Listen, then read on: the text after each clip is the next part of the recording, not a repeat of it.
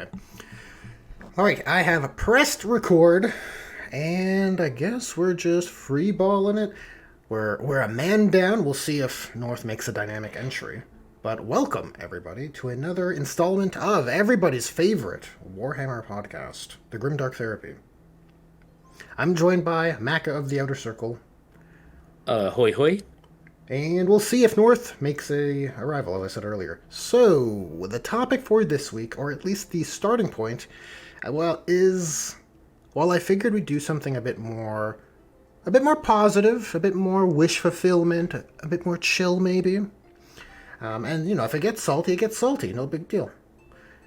But the topic is, share with me, guys, and people in the comments can do the same too, share with me your dream rule set for factions in 40k. It could be Heresy too, but your dream rule set for how a faction ought to operate. Something thematically rich is what I'm kind of searching for. Or something I want to sink my teeth into here. Where you just associate a faction with a particular mechanic and you're just like chef's kiss. That's the prompt. That's the prompt for this week. The topic of choice. Mm-hmm. So first off, the reason we've been so delayed in recording is my fault. I've actually been away. I was away doing a whole bunch of courses with scouts, like running youth leadership courses, that kind of thing. And then last weekend, I was crook all last week. I come up to the weekend and I had to go away and do 3 days of remote area first aid. So Australian outback and basically working with what you've got on you to evacuate injured people. So like using your bedding as splints, for example, making makeshift bandages and stuff out of clothing, all that kind of thing. Because it's assuming like, okay, you've blown through your first aid kits. Now what are you going to resort to? And, right on. Really good courses.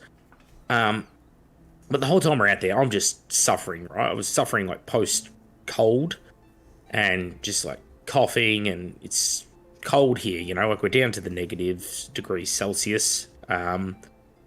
And this week I'm just suffering, and I was sounding like RFK start of the week. So I go into the doctors. I'm like, look, I'm on week 2 of this, coughing up the gunk and all that. And they're like, yeah, you got a severe chest infection, actually. It's like, oh, okay. So that been on antibiotics for a few days. Yeah. I know I'm going to sound like I'm trying to fix the American medical system or something. I can hear a bit of it, but it's honestly not too bad. Yeah. It would have been good for a lark, though, maybe. Oh, it would have been great. But yeah, so anyway, I'm alive, and I'm like, I was like, guys, I'm gonna push this recording back because like it's not happening. It's not happening. So that's how we ended up at tonight. That's the long story short. But to answer the topic of the evening, I kind of want to wish list it because I feel it's more than just rules. I miss old school Necrons. I'm very much a fan of, maybe it's like the rose tinted glasses, the nostalgia talking. But when I first got into 40k, it was like Necrons, which is one of those OG big bads. Like, ooh, you don't want to go up against those. We're talking second era here. Where they were portrayed not like these Egyptian dynasties in space. Like they had those Egyptian thematic elements to them, the headdresses and such. But they were all more like Terminator. Just cold, remorseless killing machines. Like you shoot them and then they just get back up. The first Terminator film, when they blow up the fuel tanker and then you see the burning corpse of the Terminator and they think they've got him, and then this metal arm reaches up out of the wreckage and pulls itself free. It's like that. Yeah. Well, you I want to return to that. You get that vibe in the older artwork for sure. Yeah, I like the old tomb spiders and the old scarabs and that kind of thing, but I like less of the more modern constructs. Like, even from the stuff they started introducing around like 5th edition 40k with the Necrons. I don't know. I just felt like all the skimmers and all of the flyers that they got, I didn't really like any of it. You know, I'm not a fan of like the canopic Doomstalkers. I don't like the look of the heavy destroyers. I don't like the Triarch Stalkers. I hate the Doomsday Arcs. I like the monoliths. Because like when you look at something like a Night Scythe, it's very human. You know, you can tell looking at it like, oh, that's where the engines are. Those crescents, you know, the form the croissant, they're kind of like the wings. It's got very traditional guns. Whereas when you look at something like the monolith, it's so arcane, it's so different to like human technology. No, I get what you're and it makes it, yeah, it feels more alien, more weird, more creepy. It's like a building has literally, you know, like you're stumbling across, you're in the forests of Central America, and you stumble across like some Mayan ruins, and then all of a sudden, like the stone starts to shake and rumble, the pebbles cascade down off, the vines start to tear out of the ground, and the whole pyramid starts to rise up. The plaster and stone coating the outside sloughs off to reveal this just glossy black obsidian underneath. You know, they fire a missile at it, and it blows this huge hole, and it rends and melts into this obsidian glass, and then you see it like the liquid Terminator just slowly morphs back into a pristine face. The green like energy orbs on it just shift and glimmer, and you can see it just looking at you almost, and then it unleashes this beam of unearthly energy and just dissolves what it hits. You know, it's just nothing human about it. And that's this image I have in my mind of what I feel like. That's what these things should look like. You know, it should be completely alien to us. And the more that they lean, you know, at the Tomb Blades or the Scorpec Destroyers, like all the new stuff, basically.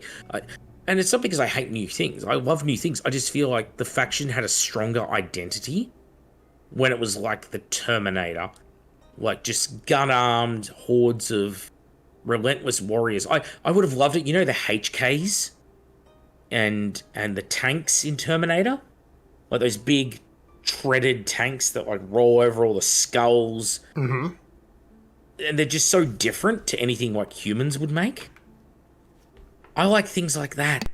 I'm less interested in like the Lich Guard and stuff, or the Lich Guard. And the old pariahs were way more interesting to me. And I don't know, I just feel like bring that back. Let us play with that.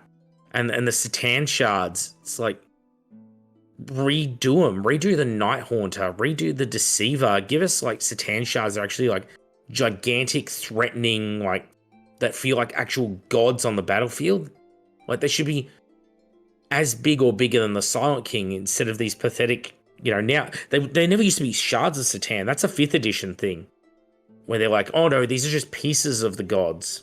And I guess it was to like, because they'd be so powerful if they weren't. But it's like, I don't know, make them gigantic and menacing. Like this, if you look at the Satan, like Nightbringer or Deceiver, they're comically small now. They're barely bigger than like a Primaris, except for the fact they're kind of floating in the air. Yeah, they've been scale.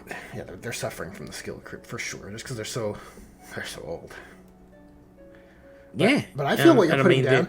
Would you feel like a good way to frame it would be all the more modern stuff, like the bikes, the airplanes? It all feels like forcing the Necrons to fit into the Imperium's sort of mold. It's humanity's 40K, mold of warfare, yeah. Right? Which is not you got to have your tank unit, you got to have your biker unit, you've got to have your assault marine unit, you got to have your devastator unit. It's like, the more alien they are, the more they go away from that formula, I think the more interesting they are. 100%. And you already have space Egyptians in the Thousand Suns. So now you have a thematic overlap as well.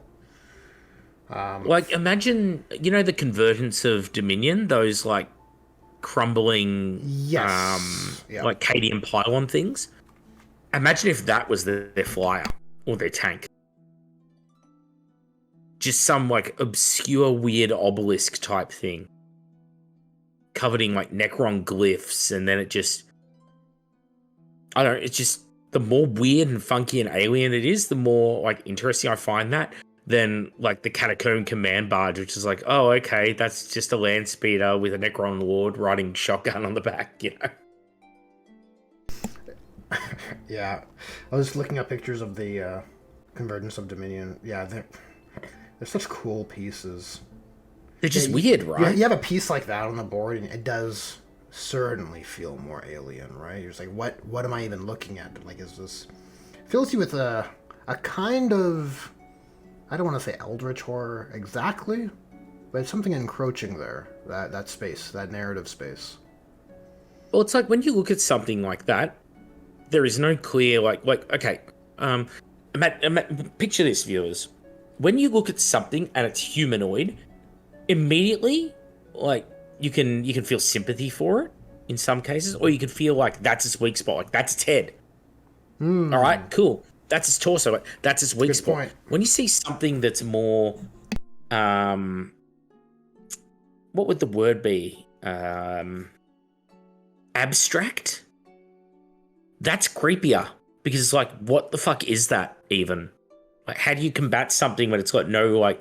You're like, what would be the weak point on this thing? Yeah, that's just like slabs of like glowing rock. It's like the Borg cube, right?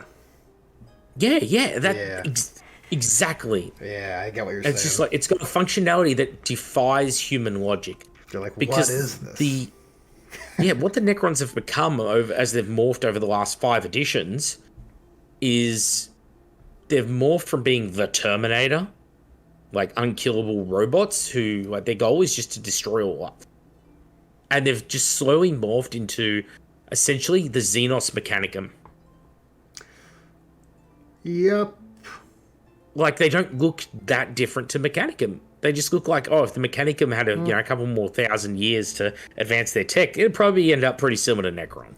Yeah, they like to play with that thematically too. That's pretty evident. You see that a lot in how they're pairing, like the dark reflection, right?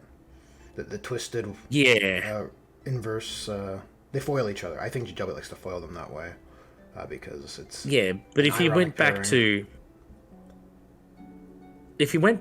like the Necrons having that Terminator-esque feel, where it's just like they're just unthinking, uncaring, killing machines, I think that's just far more interesting.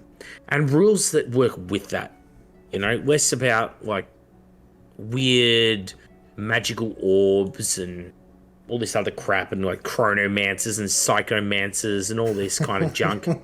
They're wizards. Actually, before you get into that, I have a question for you. Could you describe what the Necron range was at its inception? Like, what was it characterized by? Just warriors? Chaos robots. They were called Chaos Robots originally. Okay. They were more like a Space Crusade era thing. I've got some of the original Chaos Robots in my Space Crusade box set because I've got an original box set. Nice. And yeah, they looked a lot more like the Terminator, like the T-600, like the classic Terminator. So they had those, they had Immortals, so it was Warriors, Immortals, and the Lord, and they had Destroyers, and the Destroyers were riding around in like the Lazy Boy recliner. Is how I'll describe it. If you go and see like old school Necrons, they're literally like it's a hovering lounge bed, and they like reclined right back in it. It looks very funky.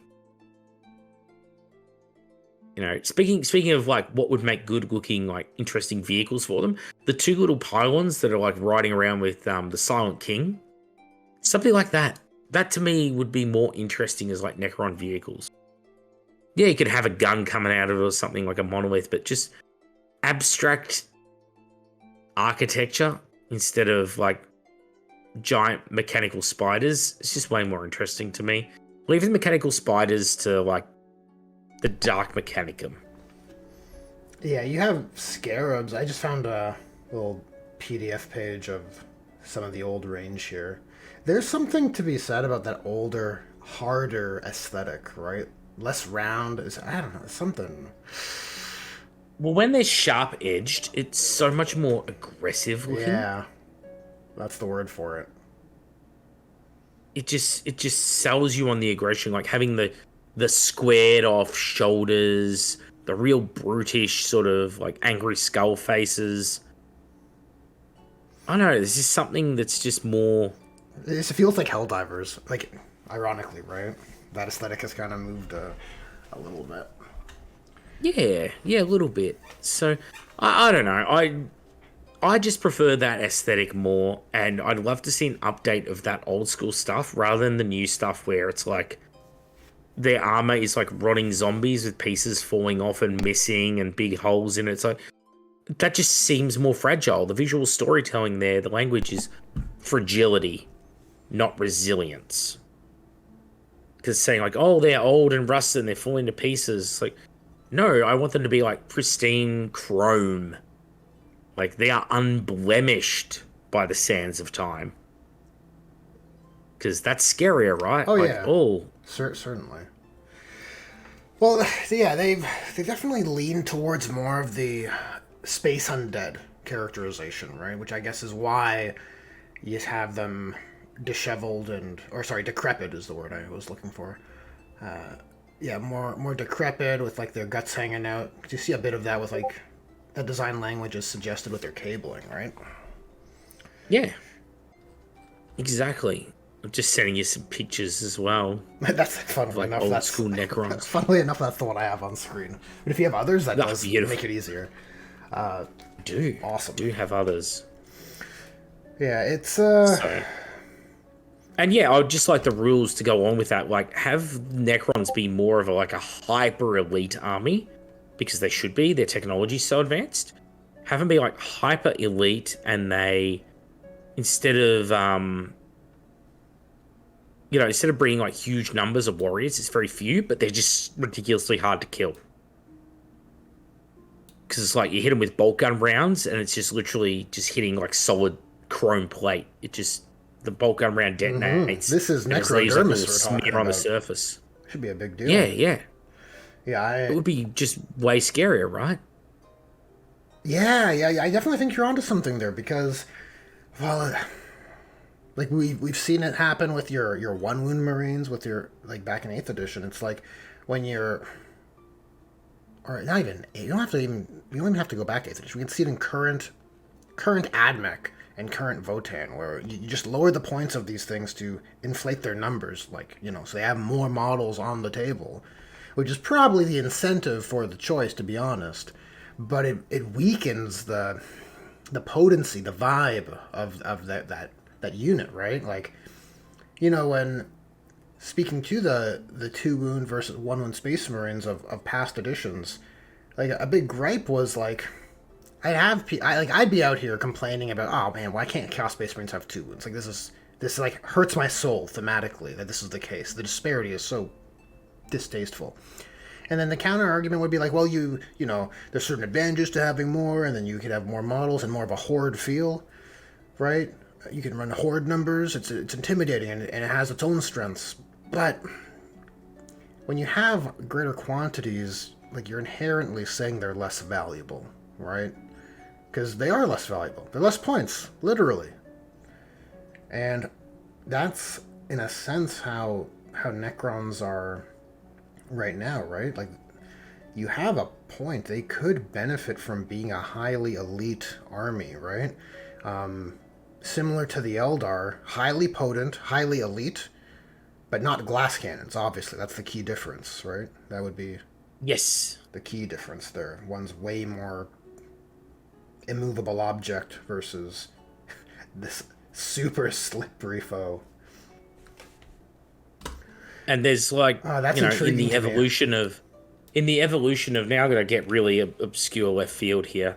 So, in the evolution of the Terminators in the Terminator franchise, for Terminator Salvation, they came up with like all of the different models of Terminator that like preceded the like Arnold Schwarzenegger stuff. And it's like, you know, the really big, clunky, like steel exoskeletons working their way, you know, down towards sort of the more classic chrome Terminator design. It's like, I love that in like the Necrons, where it's like your immortals are like that big, clunky T-600 exoskeleton with like the rubber skin. It's just so, I don't know, it's just so fucking cool. Well, that's the right answer, you know. Yeah, because we all know what like a Terminator looks like a T-800, the chrome one. But have a look at how cool the T-600 looks. Hell yeah! I'll pull this up on the screen. Just like because it's made of like steel instead of chrome. This looks so hardy. It looks hard. It looks awesome. And it's got that big like squared off jaw as well. Yeah. This hits. Yeah, and then if you combine that with the rubber skin, you know, the early model Terminators had rubber skin, we could spot them easily. But it's like, that gives you really cool, like, Flayed One vibes. Mm-hmm. Yep, I can see that. You know, like, you could call them skin filtrators, I don't know. Yeah, modern GW naming conventions, for sure. But yeah, it's just so like, and you know, it would be more interesting in Necrons. Like, what if Necrons try to have like an infiltration unit? Just, I don't know, I just spitballing here, but it's like, I think that faction would be far more interesting than just Xenos Mechanicum. Yeah, well, like, if I want to mirror to Mechanicum, it's called Dark Mechanicum. Well, yeah. Like, as someone who pushes for more chaos factions to be characterized, like Dark Mechanicum's the low-hanging fruit in that regard. That does present a problem, right? Because now you've characterized Necrons as being kind of their dark mirror, right? Yeah. This timeline you're describing it's hidden, it's jiving. That's what I was hoping for. Yeah. I just think it would be cool. I just find it more, you know, I'm a huge fan of like that first Terminator film, where it's like, it is the unkillable, like it's a slasher movie, really. Mm-hmm. You know, he's like Jason Voorhees in that, and I find that concept of something you cannot stop way more terrifying than like space Egyptians. It's like, oh yeah, they're unkillable, but they also are like feuding with one another, and you know, it's like, oh, yay. It's just boring. Yeah. So, personal taste anyway. Mm-hmm, mm-hmm. Feel free to disagree with me, fans, in the comments below. There's something to be said for your concept, though, I think. I want to see that timeline, right? Like, what would the Necrons range look like? If it just stuck to this, it probably would feel, in the ideal outcome, it would probably feel a lot more alien.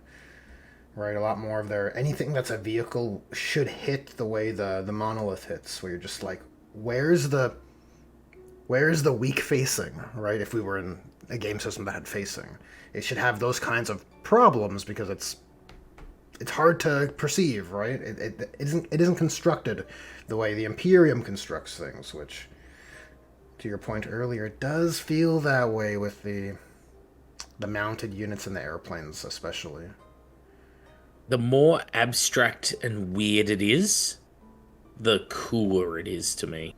Mm-hmm.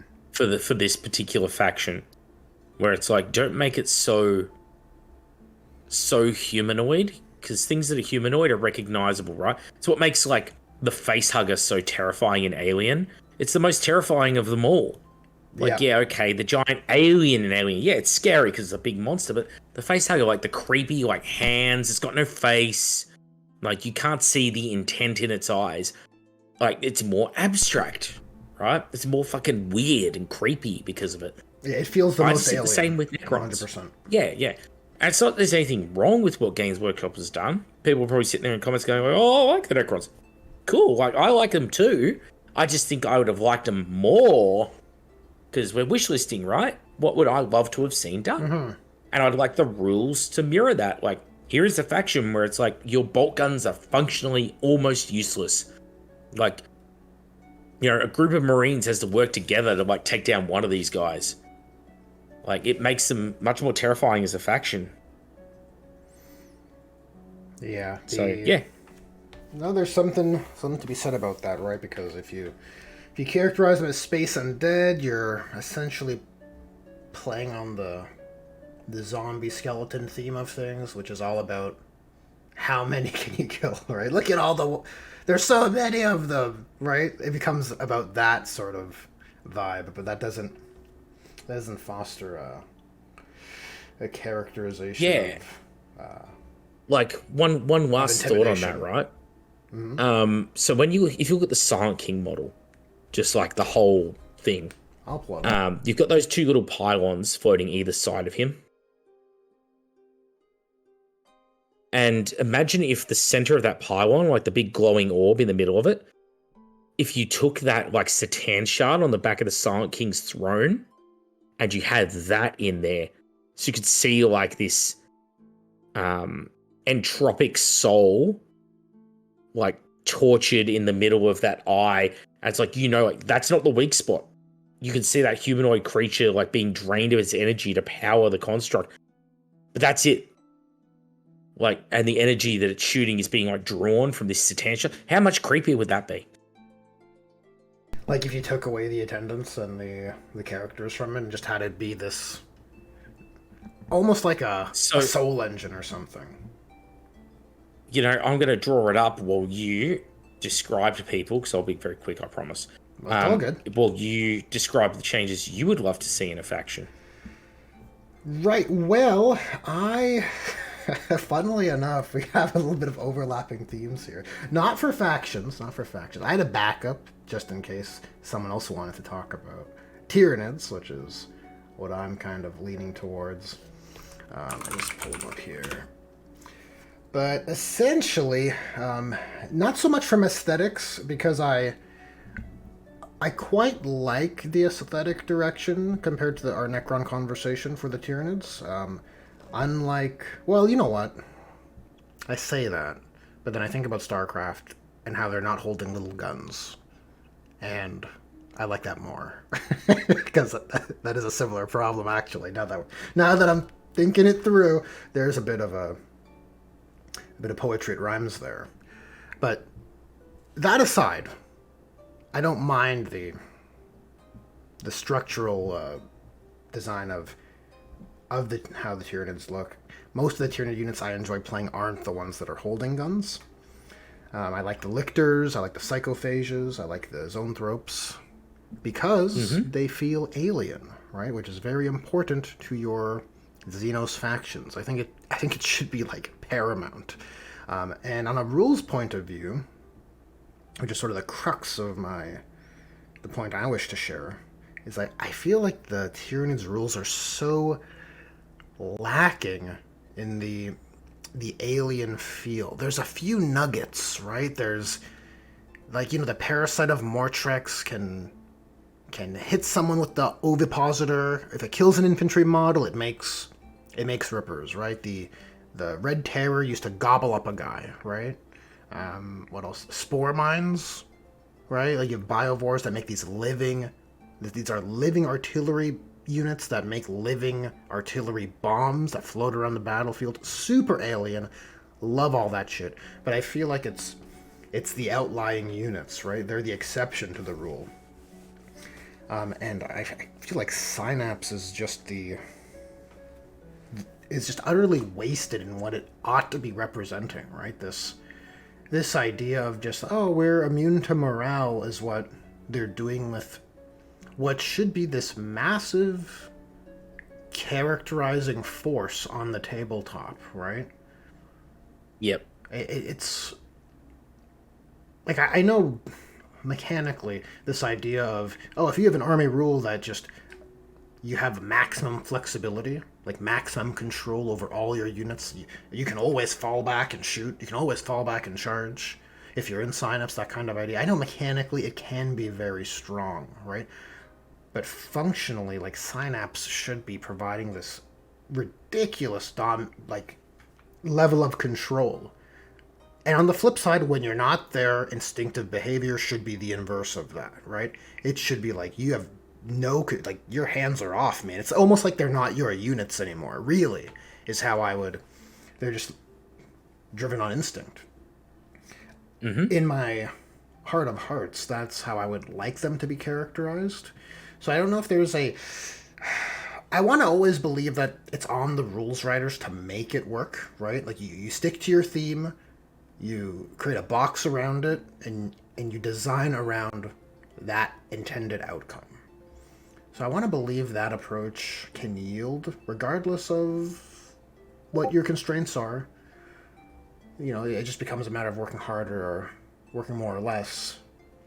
But I feel as though if you have this a rule set where like just imagine if Tyranids were characterized like if you're in Synapse, maybe you hit better, right? It's something very simple. We'll start there. Okay. Right? So it's because normally, you know, you basically have this paradigm in almost every edition where you have factions that hit good and factions that hit poorly, and it's usually like the guard, and then below that's like the orcs with regards to shooting, anyways. Right? So and Tyranids for the most part, you know, the hive tyrants, they're smart, they hit well, but the lesser creatures are they're lesser. They don't hit as well. But what if in Synapse everything hits good, everything hits at that super soldier standard, right? That beyond human, trained human standard of 4+. So if you're in Synapse, you hit on 3s. But then what if, when you have Synapse creatures on the board, they allow you to... Oh, if you have Zoanthropes on the board, you can fall back and shoot, right? With one unit on your... One unit in your army that's also in Synapse can fall back and shoot because you have one unit of Zoanthropes. If you have a Hive Tyrant, you can fall back, advance, and charge, right? So you have pieces that just open up these utilities because in lore, that's... I think it's like ancient... I think it's sacred Jedi text levels of old lore, right? Where you have it described that, you know, when the Hive Tyrant arrives on the battlefield, the entire character of the swarm changes, right? It's like written in such flavorful text that I'm butchering about. Yeah. But that's kind of the idea I think Synapse should be abstracting, and you don't get any of that, right? You have +1 strength if you're in Synapse. That was like that balanced data slate mid 10th edition things, right? Before that, at Codex launch, it's just re-rolling your morale. Not re-rolling. Extra dice for your morale tests, and I think that's it.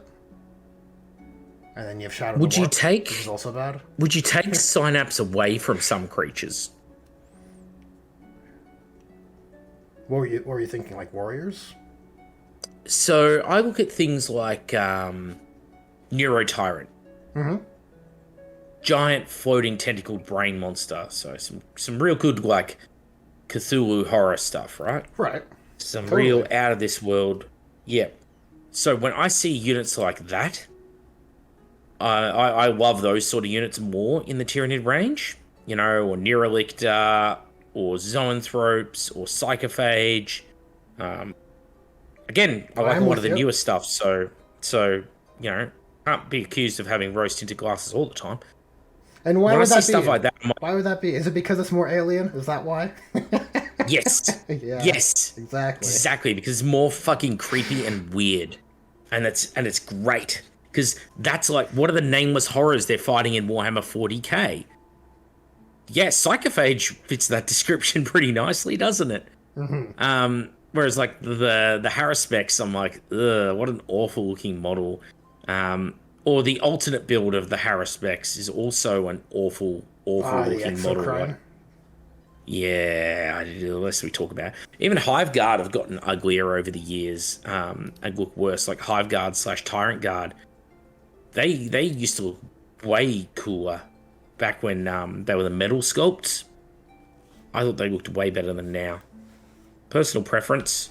Just now they're like, check it out, we've got big shoulders. Are the Hive Guard... Oh, okay, yeah. I'm with you. Yeah, the old metal Hive Guard that were really chunk. They really looked like they would be a wall of carapace and chitin. Yeah, they've had some like way scarier sculpts in the past, which are gone. But sorry to get myself back on the point that I was trying to get to. Now I'm just waxing lyrical about what I think looks cool. Um, if to have things that are obviously like brain creatures, like weird, creepy brain creatures, like leading things, is way freakier and creepier. And like, if you're a Marine looking at it, like seeing like a horde of Tyranids, like screaming towards you, like Horngaunt something. I think you see like the Neurophage, Neurotyrant, like floating ominously above them with like a glowing cloud of energy around it. You'd be like, yeah, I'm gonna kill that fucking thing, right? Yeah, it's too unnerving. Like the way the synapse should be working is, should that not be like the Hornwoods are like literally sacrificing themselves to drown you in bodies to protect that thing? So like it swings both ways. Like, does that make sense? So it's like Tyranid warriors and stuff. They shouldn't be synapse creatures. They should just be like a hardier bodyguard to like the lesser leaders. Yeah, I'm not disagreeing. I'm just thinking about what you're describing. Yeah, that does fit. It's hard to form into words. But it's like synapse at the moment is very like, oh, if this creature is alive, you get a buff in this vicinity. It's like, what if it was instead like it was beneficial to both parties? Like that leader unit now has a horde of, like, you can immerse it in that horde of bodies and they're ablative wounds for it. Like you can surround a Neurolictor with Horngaunts. I mean, you wouldn't. It's not a unit. Maybe what's a better example? Maybe like the Psychophage. Imagine a Psychophage just embedded, like waddling its way inside a unit of Gaunts. It's just surrounded by the little guys and it's providing synapse to them. So they're working with it. And then when someone comes up to like challenge it, it just psychically tells them to sacrifice themselves, to throw themselves in front of it, to act as a Tyranid human shield. Yeah, what you're describing, it sounds very cinematic. It sounds appropriate to how you would imagine a synaptic swarm would operate, right? You'd have these unnatural pairings of units working together in ways you really wouldn't expect. Like, especially when you compare it to the Imperial standard. Yeah, when you look at like ants or bees and it's like they let off the pheromone, it's like protect the queen at all costs. And it's like they literally throw their lives away to protect the big ones. Yeah. Like, you have like heroic interventions kind of to represent that freely with synapse, that kind of stuff. Yeah, exactly.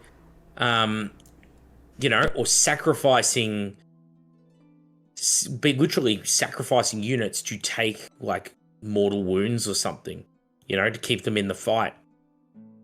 Just some sort of mechanic that works both ways, I think would be more interesting for Synapse. And, that works doubly so if it's something like Carnifex broods. Like Carnifex is screaming towards you and it's like you want to take it down, but you can't because of all the bodies around it that are just like soaking up your firepower.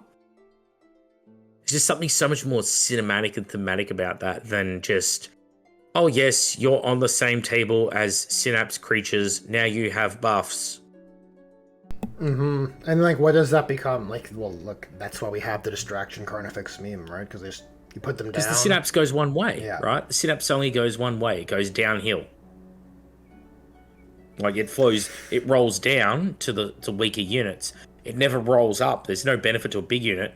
Like, Delictors, not Lictors, the Zoanthropes. If you've got like 20 Zoanthropes all clustered together, shouldn't that be way more powerful? Like, that would be a crazy shadow in the warp, right? Oh, you'd think. It should be. Dude, that is like bunker busting stuff. That would be epic. There's 20 Jimmy Neutron Brain Blasts. That's what that is. That's crazy. Yes, so why don't they? Well, that's just... a different, You know what I different mean? Like, timeline. No, I'm why, with you. yeah, why isn't there a way of like combining these big units and small units rules? Because again, that makes it more interesting than just the simple run and gun gameplay of 40k, where it's like, I have a unit, here's its raw stat lines. This is a close combat unit. This is a shooting unit. This is its job on the battlefield. Instead, it's more tactical, where it's like, I actually want to hold this unit of Gaunts back because I want to use them as a human shield for, the psychophage. Like, it gives you a reason to do more interesting things gameplay-wise. Where it's like they both benefit from Synapse. Or like, I have a Hive Tyrant and, multiple Zone Thropes all clustered up together. All right, now they've got an overlapping buff because that's just so much Hive Mind concentrated in one area. Mm-hmm. Like, what does that do for gameplay? I think my bias is, it's more alien, so I'm leaning towards it. I feel like it's going to be more interesting, more thematically rich, more satisfying of a play experience. It does overlap a bit. Like, it sounds a little overlappy with the Tau marker light, or not marker light, drone spam, shield drone spam, which was kind of like the bane of one of the things that were broken in 8th edition for that faction anyways.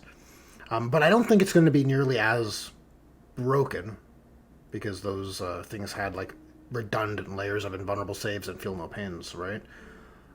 If it's a fair trade for those bodyguard units protecting whatever you want, right? Because in theory, these lesser bioforms should be able to absorb blows for the Synapse creatures, or anything in Synapse should the Hive Mind will it, right? If that's the strategy you're leading into. Yeah, well, take that Gaunt example. Instead of them being like, it's they can absorb 1 damage.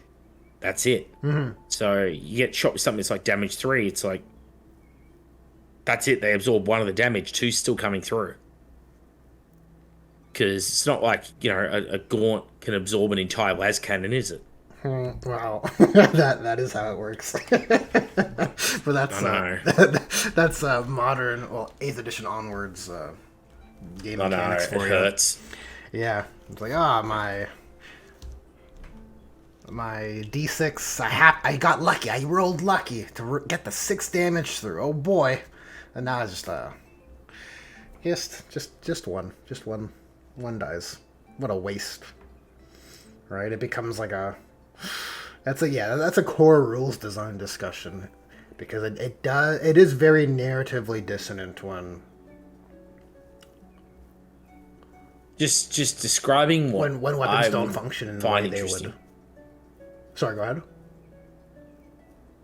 Yeah, no, that's just, I don't know. I just think it would be more interesting to see like Tyranids played in that way, where it encourages you to do something just different and unique. Mm-hmm. It's the only way to describe different and unique, where they don't just play to the same mechanics as other factions and then just have this nebulous, oh yes, and because of Synapse, that's it. That's the mechanic. Synapse. Just have a buff being on table. No, we're in alignment on that point. It's it's disheartening when you see what design potential, like Tyranids.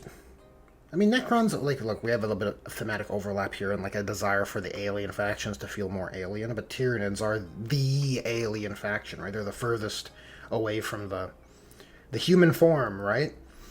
And it's disheartening when it's just like, it feels like it's just squandered, right? Aside from the spore mines and the parasitomortrex and there's odd rules interactions here and there.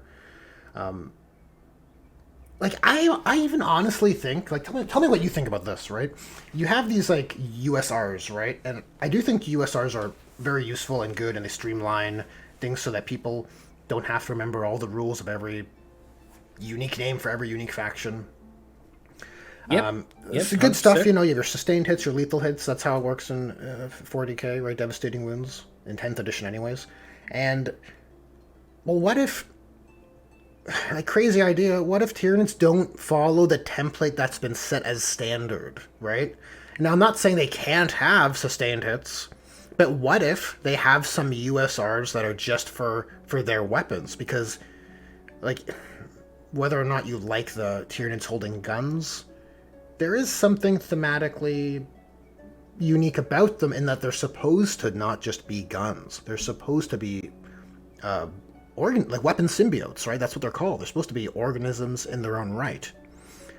And I think that could just be like way better flexed, for lack of a better word, if they just had different rules of operating, right? If they had some unique rules interactions that was like, whoa, that's how the Tyranid weapons work? Like, it gives players a bit of pause for thought when they first see a Tyranid weapon profile for the first time.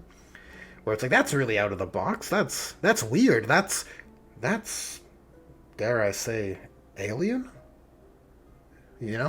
Yeah, I don't know how. I'm partial to that. Yeah, definitely do something with it. It's definitely like an abstract idea, right? I don't have anything to present, but I desire for that kind of characterization in the Tyranids. I don't love seeing these like very alien things and just seeing like, oh well, that works. This is I look at a zone throw up and like, oh, it's a last cannon, right? Like I don't like that. That's how I can talk about the Tyranid weapons, right? It should, yeah. I mean, I don't have an answer either in this case, but I see your image here. Let me pull this up. Yeah, it didn't copy across very well. I'm sorry. No, it's all good. If you want to speak to it, I can present it. Okay, so you have the pylon. Okay, now I understand better what you're talking about. So you have these pylons, and then you have the Catan shard imprisoned within them. Yeah, but it was like, obviously I'd want the Catan shard to be much, much bigger, more obvious that it's like in there. Yeah, so it'd be scaled differently. Yeah, it'd be completely different scale, but I like the idea of something like that, like just this abstract shape being fed off energy, and you're like, well, if you fire a bolt gun round at the Satan, it just goes like clean through. It's like shooting at a ghost. Yeah. Like, okay, that's not a weak spot. What is a weak spot?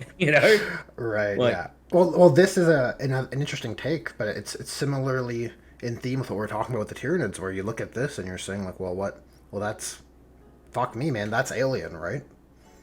Like, it's just weird. I can't make sense of it, right? It's so different to the Imperium standard, because Chaos, they're mutated.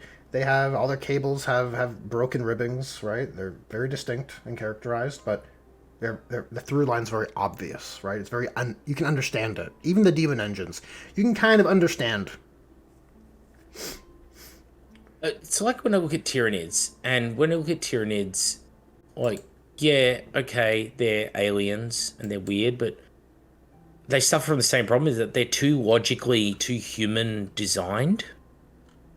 Like you see that on the Warriors and Termagants. They make too much sense. Yeah. And it's like the visual language isn't weird and creepy enough. Like, take a Tervagan, right?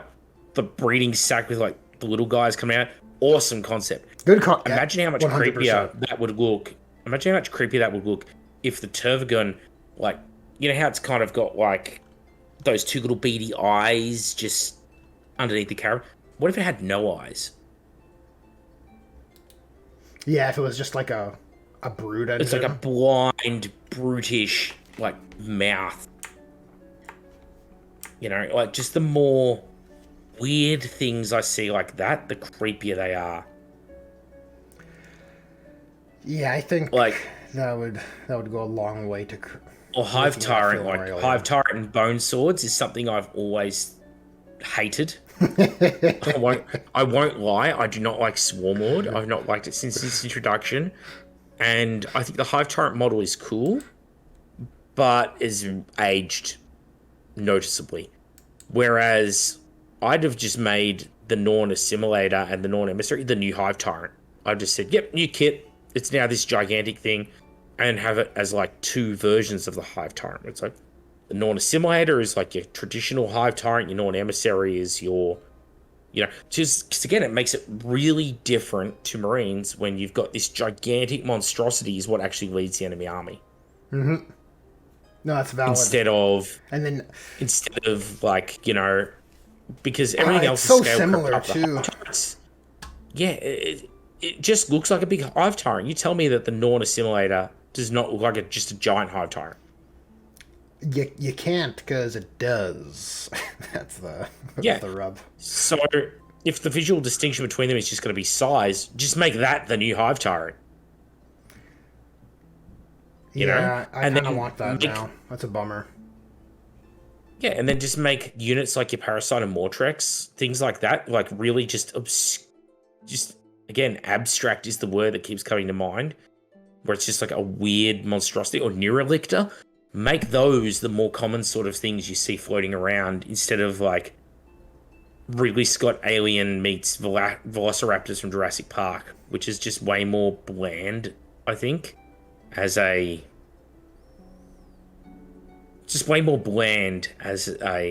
concept.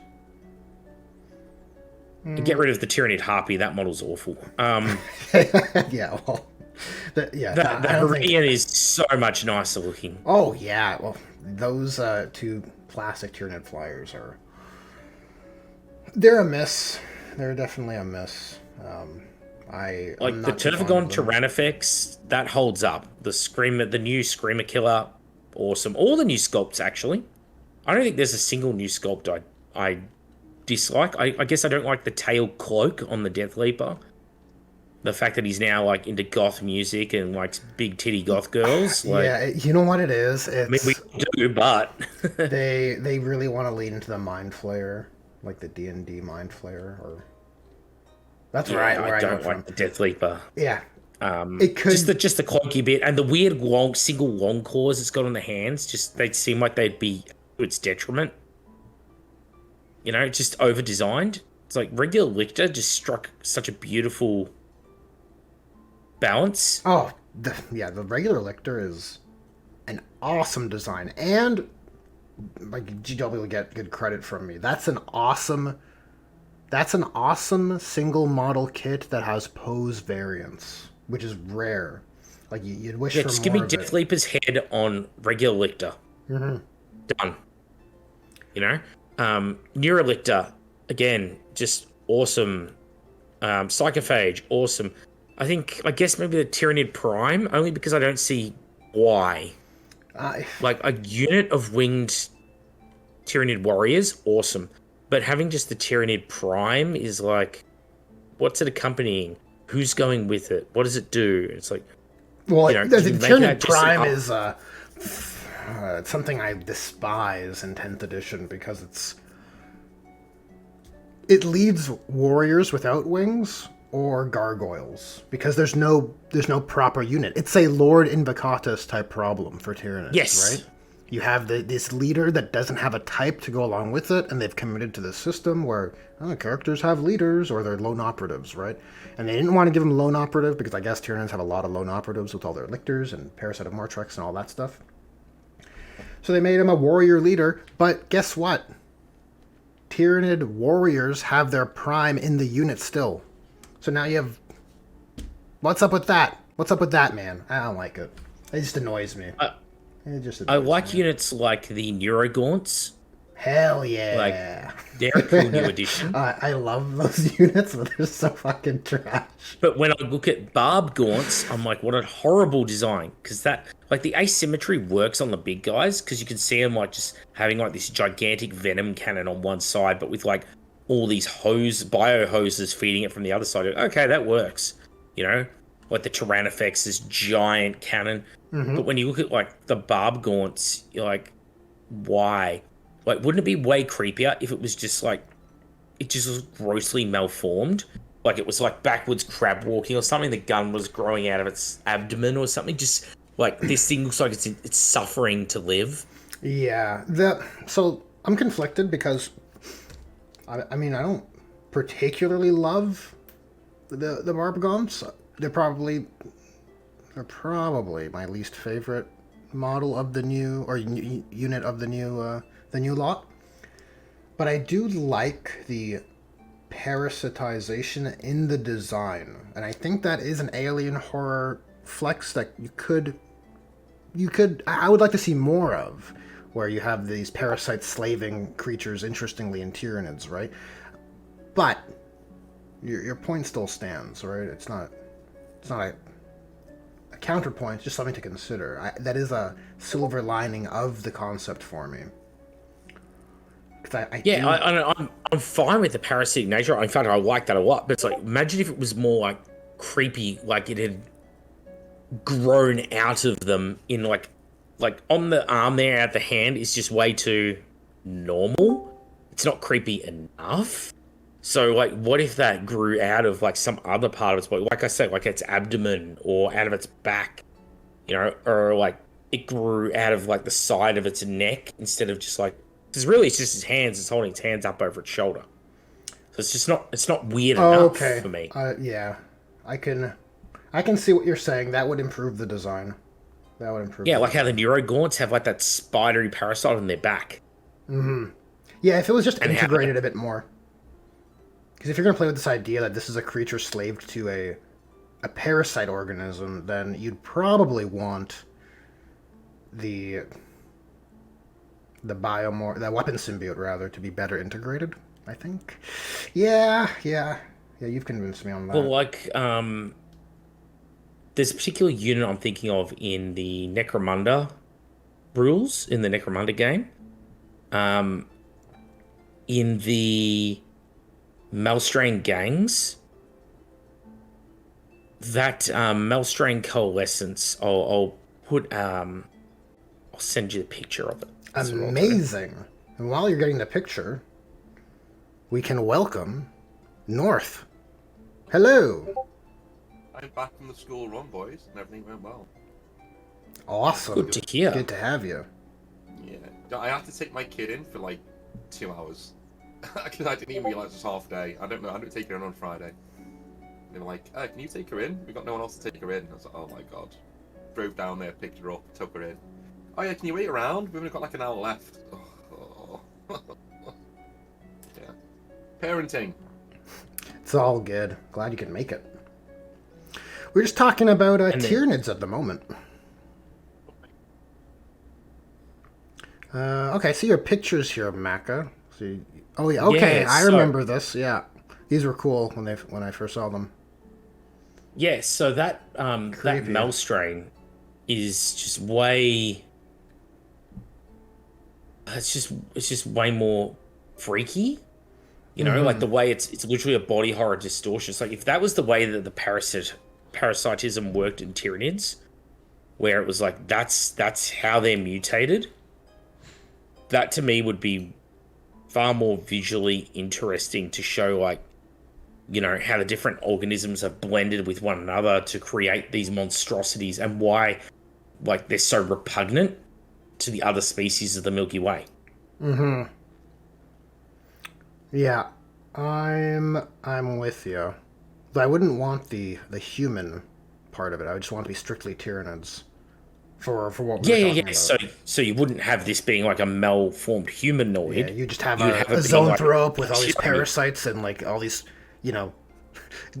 for lack of a better word, like these growths or tumors that would, in a sense, like be amplifying its psychic resonance or whatever. Is this the first ever model with a visual ball sack?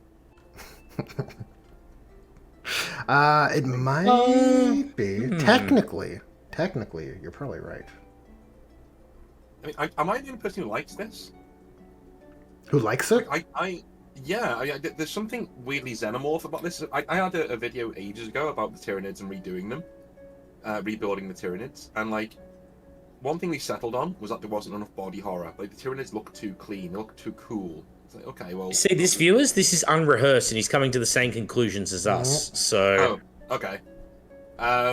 So I wanted more of this. I wanted more body horror. I wanted more ick. Like, this is why everybody hates you. That sort of thing. Yes. So before you got on, I was saying to Kaifa, like, everything... the first one we ran through was Necrons, and now we're on Kaifa picked the Tyranids. Okay. And, like I said, the more abstract a design is, the more alien it is, the more interesting it is. Because you look at something like Necrons, and when they're in like those, I don't know, those like sky scooter thingies, they had the kinetic scooter things. Sky It's like- scooters, don't call them sky scooters. the space Vespers, and it's like when you look at them, they're so human. You're like, oh, it's got a head, it's got a torso. I know where its weak spots are. Yeah. Like you just, it's just. I said, what's the scariest alien in Aliens? Well, the face hugger. Like, see, There it is. like, because there's no eyes. You can't see what Yeah. the intent is. It's just a creepy, fucking, unrecognizable eldritch horror. It's like, Dude, it wants to fuck your face. Like what? Like, like it's Yeah. the worst thing ever. Like, that's horrible.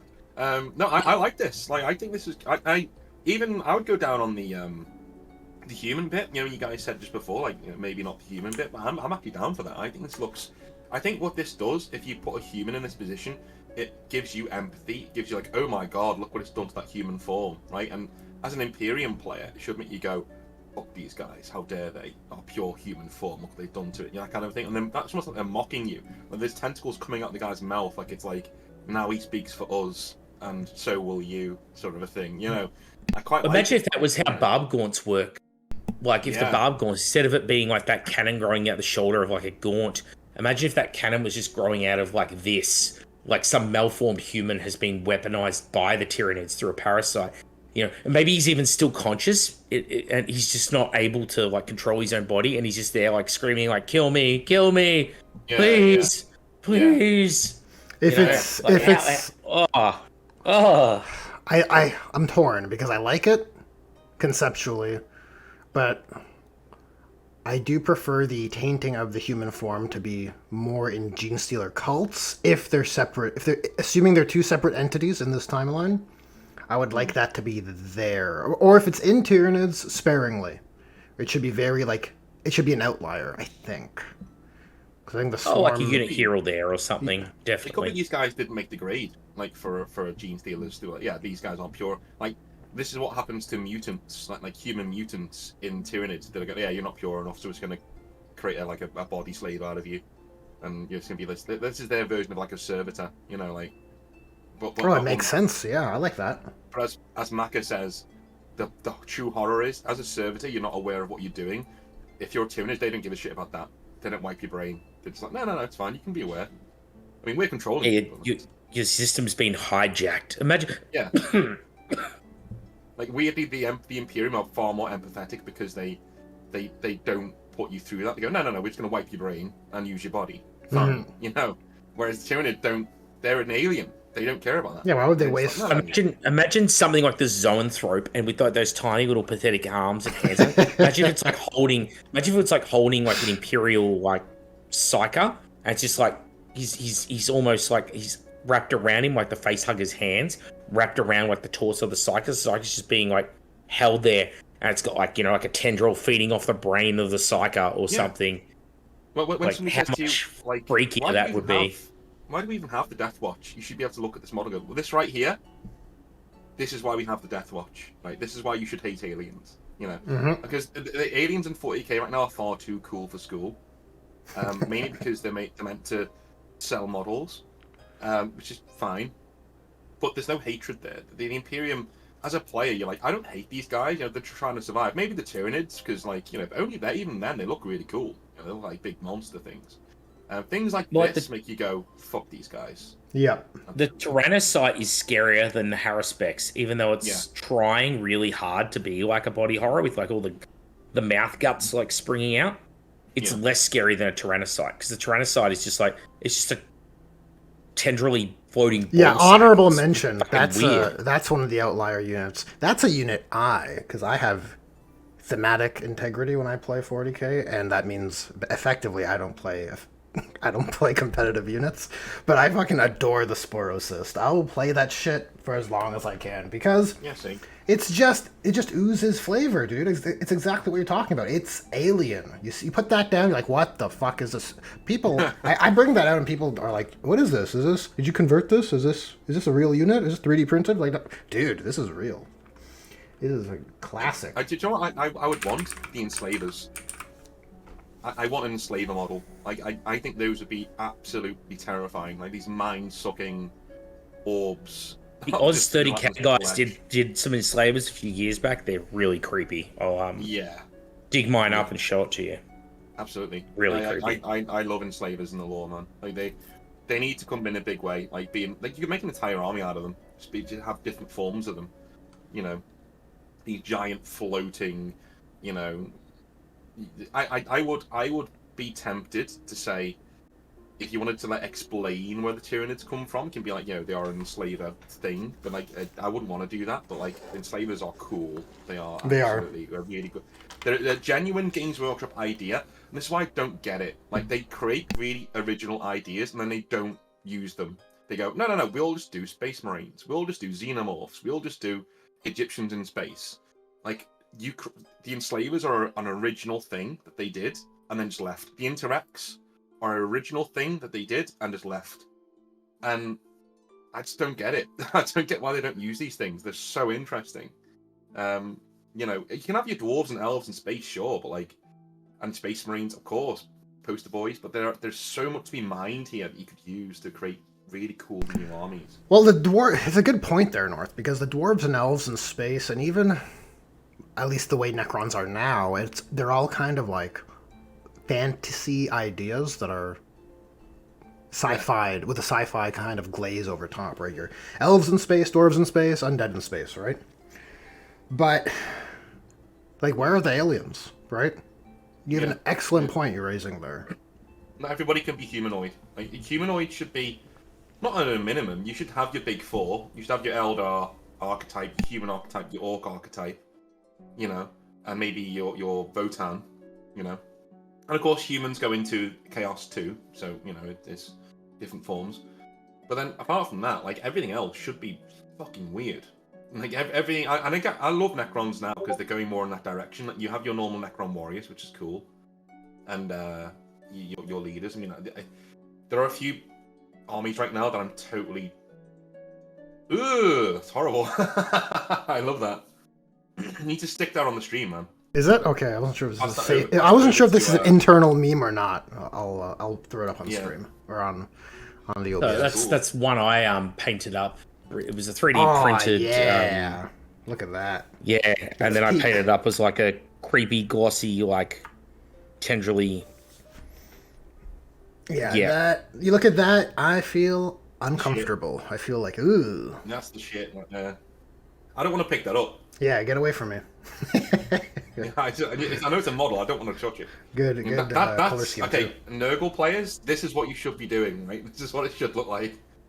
Ugh. Yeah, that's off-putting. I had a lot of fun painting that. Hell yeah. I imagine an army of those fuckers though, like different sizes, different archetypes. You know, some body horror there. Like what if the humans caught up in those tentacles and there's like transforming into? They could have like a, you know, I'd have the Reapers have the husks in Mass Effect. They could have that. These like dudes who've just been like, you know, really advanced zombies, psychic zombies, just running out there, and all they do is like the thing they attach to other humans and grow bigger. You know, like true body horror. That'd be cool. You know, just there's so much to be mined that they just haven't touched because you know we need another Space Marine character. The Avenue Space Marine Captain. You gotta have one. Gotta have one. It's completely different than the other Space Marine Captain because this guy has a different pose. Yeah, was that meme I sent today? Yeah, I'm about to say. Yeah, we love you, Valrak, man, but Jesus. Yeah. Very funny. No, so North. I've gone through Necrons. Kaif has gone through Tyranids. But is there a faction you would love to rebuild somewhat in their rules or in their styling? Like Eldar. Okay. Yeah. So I think I think they've been lost in the shuffle. I think if anyone needs a reset, hard reset, it's Eldar because they're doing nothing. And I don't think Games Workshop aren't using Eldar because it's malicious. I think they just don't know what to do. I think they paint themselves into a corner. They can't let Yvraine win because then Slanesh dies. You know, they can't let the Eldar come back because then they'd be toe-to-toe with the Imperium. So what do? They're in the corner. I'd rebuild them from the ground up. I'd heavily inject. The one thing 40k is missing, even Tau don't do this, is good samurai. style units. Go to feudal Japan, take that aesthetic and just give it to the Eldar and let them run with it. Have these really tall, muscular, don't have them slender, make them really tall Chad space elves with like really high advanced, vibro katana dudes, right? Have all your aspect, have all that, but twist it into being an actual culture rather than this shapeless, oh, we're just elves in space. Have it resemble something that most people playing in the game go, Touchstone, I know what that looks like. That looks really cool. Look at that guy with his 2 katanas out and he's, that kind of a thing. Give them a purpose, like have the craft worlds hunting down literal Slaanesh, like just hunting it. That's what they do. They don't just drift around. They're actively hunting down Slaaneshi cults. They're going after the Emperor's children all the time. They're their main enemy. They're not running away. They're going out swinging. It's a war game, and if you have a race like this that just drifts through space in the autumn of their years, that's not suitable for a war game. They need to be on the front foot. They need to be doing something, right? And with that, you can then start writing stories. You can give them impetus. These aren't characters who just turn up in Space Marine stories every once in a while and you give them a MacGuffin or something. They can have their own shit. They can have their own series, right? I would actually tone down the space racism. I'd actually tone it down. I'd have people like Eldrad go, listen, we are dependent on humans, so let's give them a bit more respect. And plus, it's fucking stupid. They look like us. Like, let's not be stupid. We've got pointed ears. We're better looking. Yeah, that's that's an excellent point actually, because it's similar to the issue I brought up with even Primarchs. If in fact the Eldar are so superior, so much better, they should be able to make the rational assessment and not be muddied down by something so petty, right? You can still have your extremists, as you do in every form of life. You can still have. Oh yeah. But it shouldn't be a broad characterization. To your point, it should be like maybe the Exodites are the mental ones who just fucking hate humans and hate everybody. You're below us, Well, it makes sense. They're the backwards. They're the backwards guys, right? So the craft worlds want to work with people, but they don't really trust humanity, but they will work with them. And they go on their own crusades. They go right up to the Eye of Terror, and they're like, and you have entire craft worlds who their soul network is dying. They just send themselves into the Eye of Terror just to kill as many of them as possible because they fucking hate chaos. And that's the thing that drags them into fighting with the Imperium a lot. Is like, okay, well, you hate chaos, we hate chaos. Let's go and do this thing. Don't go as far as bringing hybrids back, but like definitely, bring them more into the central themes of 40k rather than having them over there. Because if they're too aloof for it, why should we care? They're over there. Why should we care? See, I'm less on the... I don't think I'd want to change the range too much in that regard. Like, I think like Howling Banshees does like katanas and that sort of thing well, and then you got Striking Scorpions, which are doing with swords, chain swords, that is. Yeah. I'd rather lean more in the direction of like the spirit stones, and just how much that means to them as a dying race. Like, why is it you've just got Wraith Lord, Wraith Knight, and Wraith Guard? Like, that just seems like something is missing there. Like, exploit the fact that like this is a dying race, and that's like their souls can't rest in the afterlife. They're being forced to fight on, to preserve their souls from being devoured by Slaanesh. Like, that's more interesting to me as a concept. And I'd love to explore that. Like, the Eldar. It's funny that you say that because, like, if Spirit Stones are so important, if the Eldar are on such a precipice, such on the brink, why don't they have a figure, a unit type, a class that is serving the role of an apothecary that, at minimum, is collecting Spirit Stones? Yeah, he's the middleman. Right? Because like that's a pretty important thing for Gene Seed for Space Marines apparently, but for Eldar it's like not really. Is Eldar. And what Macca was saying there is that they already have stuff like that. I would go further. I'd probably add banners to them. The banners on the back of Samurai. They would be on all Eldar. They'd look like this. Like on the Dire Avengers. Yeah, they look like this a kaleidoscope of dudes on the battlefield, or all warriors. These aren't people who just like up their toughness, man. Like these guys have been around for. These are the ones who survive. These should not be fucking dying to, you know, a stray bolt round. These should be terrifying to come across. You know, low in numbers, but really, really potent in close combat and in shooting. You know, really good army to have. Yeah, and I agree with the Spirit Stone stuff. It's not explored enough. Wraithbone, can we please just like, you know, not explain that as they have done, because it's just retarded. Well, like if you had Bone Singers as an actual playable unit, and they were actually like using it to craft Wraithbone on the battlefield as like, you know, crafting fortifications or something, or emplacements, would be such an interesting dynamic. Or adding almost like a Tech Marine analog, where it's like they can heal the Wraithbone of their vehicles, you know, giving them back wounds or hull points or something. I don't know, it just feels like they're neglecting a whole facet of the race, because all the stories you read involving Eldar, it's always some sort of crisis involving, like, you know, the Infinity Circuit and things like that, where it's like, oh, the stones, the precious stones, we can't fall to Slanesh. It's like, so what are you going to do with that? And they're like, oh, nothing. They're always a foil for someone else, is my problem. They're always not proactive. They're always, you know, the background dressing to somebody else's story. You know, we got to go help the Eldar because this might happen if we don't. You know, that kind of thing. And I don't know. I think they should have their own thing. They should have their own. You know, they should be. Maybe don't go all in on Ynnari. I think that's what they were trying to do, is go all in on Ynnari and make that a thing. And they just didn't. Well, they chickened out. They didn't commit. They got. It's not a bad idea, but no, they were too afraid. No, it's a good idea.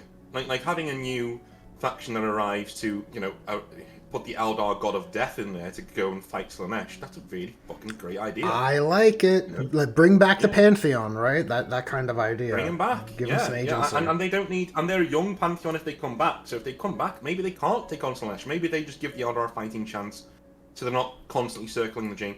If everybody's moving forwards in time in 40k, why are the Eldar the same? Like, maybe they can. If anyone deserves a little bit of hope, you know, in this new hopeful 40k, it's the Eldar. The Imperium, no. The Imperium should always be 1 second to midnight. It should be like, oh shit, you know, like, you know, that's how it should feel.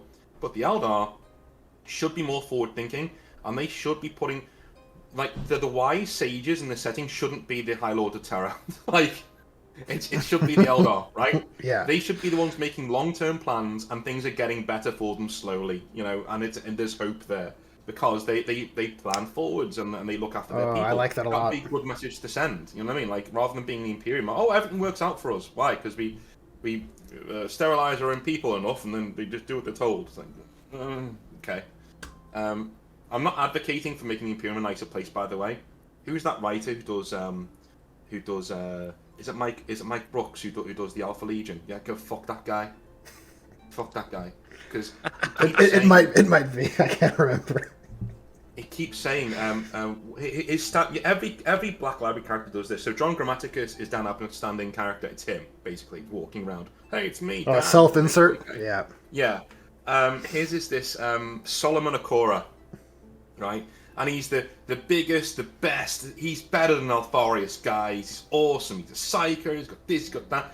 And also, he wags his finger at you in the camera and tells you how cool socialist politics are. Oh yeah, you know, he's there and he says, hey, if the Imperium treats people this badly, maybe it doesn't deserve to survive. Fuck the Imperium. Dude, shut up. You know, just shit like that. You know, I just, yeah. I don't know, I've gone off the rails. I hate Mike Brooks, fuck that guy. but like, in terms of Eldar, like, they should have hope. There should be something on the horizon. If you want hope, you should go and do Eldar. That's my opinion, anyway. That's what we should be doing with them. I think it'd be certainly more interesting. Certainly more interesting. And it's the same as Tolkien. Tolkien it's just Tolkien elves in space. You know, if you made Tolkien elves more xenophobic, that's the Eldar. Done. It's not inspired. That's why they're not very interesting. We've seen the story thousands of times already in Dragon Age. We've seen it in Lord of the Rings. We've seen it in The Witcher. We've seen it in It's always fucking same. Like, just give your elves. Xenophobic, dying race. Yeah. Mm-hmm. Just make the humans the dying race, the dying empire. They've had it for 10,000 years. They're now starting to buckle, and the Eldar are kind of going, maybe we should hold these guys up because, if they die, they're like our main shield. Mm-hmm. Like, maybe we should like help. Yeah, they're them. useful. That's cool. They're useful. Yep. Yeah, there's a wealth of narrative potential there. Like, I love Eldar, and Eldar was the army I started with, and see them just get dunked on. And by the way, the avatar of Cain I change because I'm sick of that model, and I'm sick of it getting battered every single time it turns up in the lore. So I'd melt it. That's okay. Okay, Cain's back, ladies and gentlemen. He takes back all of his shards, right? And instead of that, when you walk into that chamber to become the avatar, he just imbues you with the power of him. So you're like literally the embodiment of him. So you don't die. Like, you're still you. Have you ever seen Final Fantasy 16 where Clive has this like really fiery right arm? It's like got jagged bits coming out of it and shit. That's the Eldar. It's like the Vice-Arc, but with that. Like, he's just this uber fucking dragon, dragon shifting warrior who just teleports and shit. That's what I'd do for the Avatar. Things like that. Like, it shouldn't be. Why do the Eldar always have to be dicked on? Like, yeah, you can be the Avatar, but like, you lose your best guy. Like, and then when he dies, because Space Marine punches him in the face. Because you gotta be grimdark. You gotta be so grimdark, it turns into grimderp. It's yeah. I mean, you can be grimdark with the Eldar by having them do mad shit. It's like, well, this human civilization's here. It's kind of in the way. Well, sorry, what guys, fix a lot of this? You know what fix a lot of this? You write a campaign, and it's like the campaign's goal is the battle to save Isha. Is that something I told you? Where'd you come up with that yourself? No, I just came up with it then. Okay. Why is this? I don't know. I can't remember if I shared that with you or not. Yeah, I love that idea. That is the narrative thread that's just waiting to be flushed out. Yeah, it's like the avatar of Isha is added to the Eldar lineup. And it's like, they're discovering that they can bring back their gods, that it isn't all just nihilism, defeatism, but you got to work really hard for it. Yeah, that's the win, right? If the Avatar of Cain is your combat powerhouse on the battlefield, she's your apothecary powerhouse on the battlefield. She's the healer that gives you a resilience you otherwise lack as an army. And it's like you're going to have a whole campaign based around finding her, and then you bring out the model at the end of the campaign, and I absolutely agree. Oh, hell yeah. Like, if you do the novel of this, you cannot give it to Mike Brooks, or that scene where they find Isha will resemble the Jim Horse scene from Pulp Fiction. Like, they'll just walk in and she's just getting banged by Nurgle over a fucking, he's like, nah, No, we'll give it to Nick Kime, Isha Lives. No. Yeah, no. Bro. Yeah. There's only one author. We'll have to go to Chris Wright, okay? Chris Wright, yeah. Scotto, Isha is not strong enough in her body, so they have to put her in a dreadnought. Oh, God. No, please it's like no. big spindly dreadnoughts, like, with a dress. Yeah, because they recognize the superiority of Imperium's tech when it comes to resilience. Yeah, that look, in all seriousness, though, I feel like that should have been the payoff, the through line for Ynnari, right? That should have been the new direction, we're setting it up, and that's where we're headed, right? Yeah. And I think there's a duality there that thematically is pretty rich, right? Because you have the god of death bringing back the god of life, and then the Ynnari are all about rebirth, and it works, right? It's right there. Mm-hmm.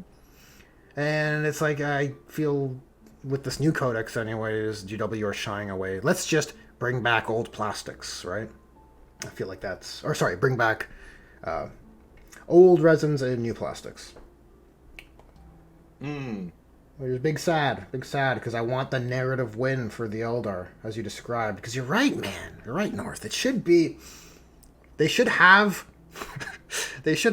like, rationality and foresight, because they're supposed to be wise. They're supposed to be, they're not young chickens. They've been around. They've seen the fall of... They've suffered many tragedies. They should be wise for that. They shouldn't be so petty. Oh, yeah. Yeah, I mean, they need to... Like, every time the Eldar show up, it should be like, holy shit, now it's interesting. Like, you should have that vibe, right? You're like, oh, they're Yeah, here. I wouldn't do many structural changes. I think just the Isha thing and doing something with the Spirit Stones would be enough to satisfy me. Yeah, I think that's all you need, right? You just need a small little, not even gonna say the word like suggest a range. I just like a little compliment of the avatar of Isha if they wanted to, keep things to the current range, and a few support pieces to represent the gaps, like with the Spirit Stones and the Bone Singers. I'd probably classic. I'd Tok'ra them a little bit if you're a Stargate SG-1 fan, and have it, or maybe even Lantean them would be more accurate analogy. Stargate Atlantis fans, where it's their conflict goes less from them thinking they're just outright superior to humans, but where they're almost like Magnus the Red, where their ego gets in the way when they're having so they're working with humans, but then they insist on no, we're the smarter species, ours is the best course of action, and that's where I would have the conflict between them arise from, as opposed to them just being you're humans and you're shit. Instead, they're no, this is how it should be done, and that causes them to disagree. I think that would be more a more natural conflict, because it's easy to believe that species that individually are thousands of years old, and as a species they're many millions of years old, they would have an ego, right? And they'd think they know better about the galaxy. They'd be lecturing, almost proselytizing to humans, we were sailing the stars before you even left that the oceans of your rock that you spawned on. Trust our wisdom in this hour. And then when the humans are no, your plan is stupid, the Eldar take offense at that, as opposed to the Eldar just being oh, well, you're humans and you're shit and we're better than you, so we're not going to help you at all, which is how they currently act. I think it one feels more organic to me. Oh well, it's certainly a more mature take on a mature way to get the outcome you want, which is them infighting, right? Because you see that often in campaigns, right? You'll see, Eldar allying with Imperium forces, and then they butt heads eventually. Yeah, look at how the different Primarchs butt heads with each other. You'll have Magnus I'm the smarter Primarch, and I think what we should do, and Elim-Russ just fucking up the guts, run at him, just butts in. That should be the human Eldar dichotomy. It should be. That disparity is fair for those two broad characterizations between the factions. Well, it has such great philosophical foundations, because imagine you're the Eldar, right? The tram car solution, do you send the tram hurtling towards the one person or the five type thing?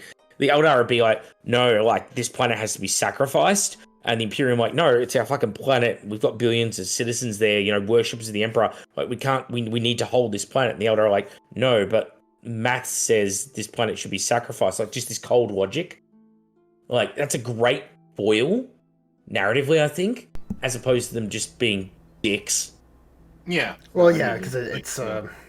I lose my suspension of disbelief when the Eldar are so bogged down by petty human irrationality, right? Or it'd be more we're really sorry we have to do this, but we have to do this. Mm-hmm. Do you mean this planet has to go? And the Imperium says no, you can't do that, man. Well, I'm sorry, it has to happen, or this is going to happen. And maybe the Imperium is proven wrong a few too many times, and they go, no, we're saving it anyway, and then the worst shit in the world happens. And then finally they start listening and saying, okay, well, maybe these elves have something about them, Or the Eldar are looking into the future, scrying the future. That, again, gives you narrative options, because it could be the Eldar scry it, and they call it, and what they think was going to happen happens, but then it has an unintended consequence that they never saw coming. And then, it's just a shit situation anyway, and the humans are we'll see. And the Eldar are oh, oops. Yeah, so they get humbled. Yeah, it's a narrative-rich interaction if the Eldar were a bit more level-headed. What'd you think? Yeah, if they try and pull a Kryptoman, if they pulled a Kryptoman, they send, a hive fleet careening towards orcs, and then they're this will solve both problems at once, and it's both sides come out stronger. They're ooh, oops. Yeah. That's the kind of shit we don't need for 40k. That's Grimdark, right there. It's yeah. let's do this. Like, there is no way an advanced spacefaring civilization would do something so idiotic. Then maybe they would. I don't know. No, if you were Cryptman, you would do that, and while the Hive Fleet and the Orcs and Octurus fully committed to each other, you'd just be like, all right, firing nukes in 3, 2, 1. You know, like, Right. Exterminatus time. Time for some cyclonic fun. If there's ever a time to, this is why I don't. This is the 40k thing, and I'm like, yeah, this is stupid. I don't like this. Is where you have Exterminatus, and there's a time to use it, and then they don't. You know, and it's like, there's a time not to use it. Yeah, press the button, man. Awesome. How many people are gonna die? Great. Press the button. You know, whereas this is like all of our enemies in the one place on the one planet. What do? Let's watch them fight. Oh yeah, okay. It screams of a writing tool that was introduced that is like effectively a mistake because it keeps coming up, right? You're like, oh well, why wouldn't you consider using this? And then it's like, well, that would solve the problem. Then we lose the conflict, and we want the conflict for the story. So yeah, you're definitely onto something there, North. Mm-hmm. I just don't know how you get around it because it's such old lore, right? Exterminatusing whole planets. Yeah, I mean, I think with Eldar, the only way you get around the Eldar is you say, okay, everything beyond this point in the lore, done. We're just, you know, you be honest with your fans. So listen, we made a mistake here. So all of this from this point isn't lore anymore. It's not non-canon. I'm going to rebuild it from there. And maybe we release a series of books that takes you before the Great Rift. So it's like, okay, maybe like 1,000 years, you know, 38k, you know, forwards. What's Eldar been doing? And we set up the Eldar as that. And by the time we get to the Great Rift, now, you know, the Eldar are back, and here we are, and they're a new faction, and you re-release some models, shit like that. That's the only way you could do it. In other words, it would take effort. Not a lot of money, but effort. Mm-hmm. And that's not something Games Workshop, weirdly, would rather spend money than effort. Serious. Like, they would rather throw money at a problem than actually put effort into anything. People always say, oh, no, they don't like spending money. No, they don't care. Look how many lawsuits they're in right now. They don't care. They'll throw money at anything that they think is good for them, but they don't want to put effort in. It just doesn't, you know. Look at the model releases. You know, how many Space Wolves do you want? There you go. You know, it's like, oh, fuck's sake. You got a normal Space Marine, you added a loincloth, and you put it in a nice pose with fangs. I don't even think that's a problem, though. The fucking Space Wolves. It's all... it's like... do we have a Grimdark therapy yet without Space Wolves getting, like, pulled in? The Space Wolves enter the discussion with the steel chair every time. I wish I'm not against it. It's just funny. Yeah, no, I wish if they just didn't do that for this big reveal that they were going to do in the Year of Chaos, I would have been fine. I'd have been like, yeah, okay, you know, some more wolves, great. It's like nobody else gets any love, and anything that requires effort that doesn't immediately shout Space Marine, they don't want to do. They just don't want to do it. It's, they will quietly bring out a Necron here and you know, a Tyranid there, very quietly. No, very hush. There you go. There's another model. There's another model. Well, it's like a minimum viable product, right? With a Codex release, you'll get a obligatory That's character. exactly what it is. Yeah. What's the least we can get away with Xenos players, where they won't burn us at the stake? Let's do that. You know, and in the meantime, there's factions like the Eldar that are languishing for decades, doing nothing in the lore. And if you do, people say that the lore doesn't matter. If your faction isn't doing nothing, is doing nothing in the lore, no one's going to collect it. No new player's going to come in and go, I want to do Eldar, because I heard good things about him in the lore. Well, also the bar is so low because like nothing will happen for the Eldar, and then people will see like, oh, look at this, they found a mysterious armor that probably could be from a Phoenix Lord back in 8th edition Eldar Codex. Massive lore update as per Macca's meme from earlier, right? Massive lore update. And it's just like nothing.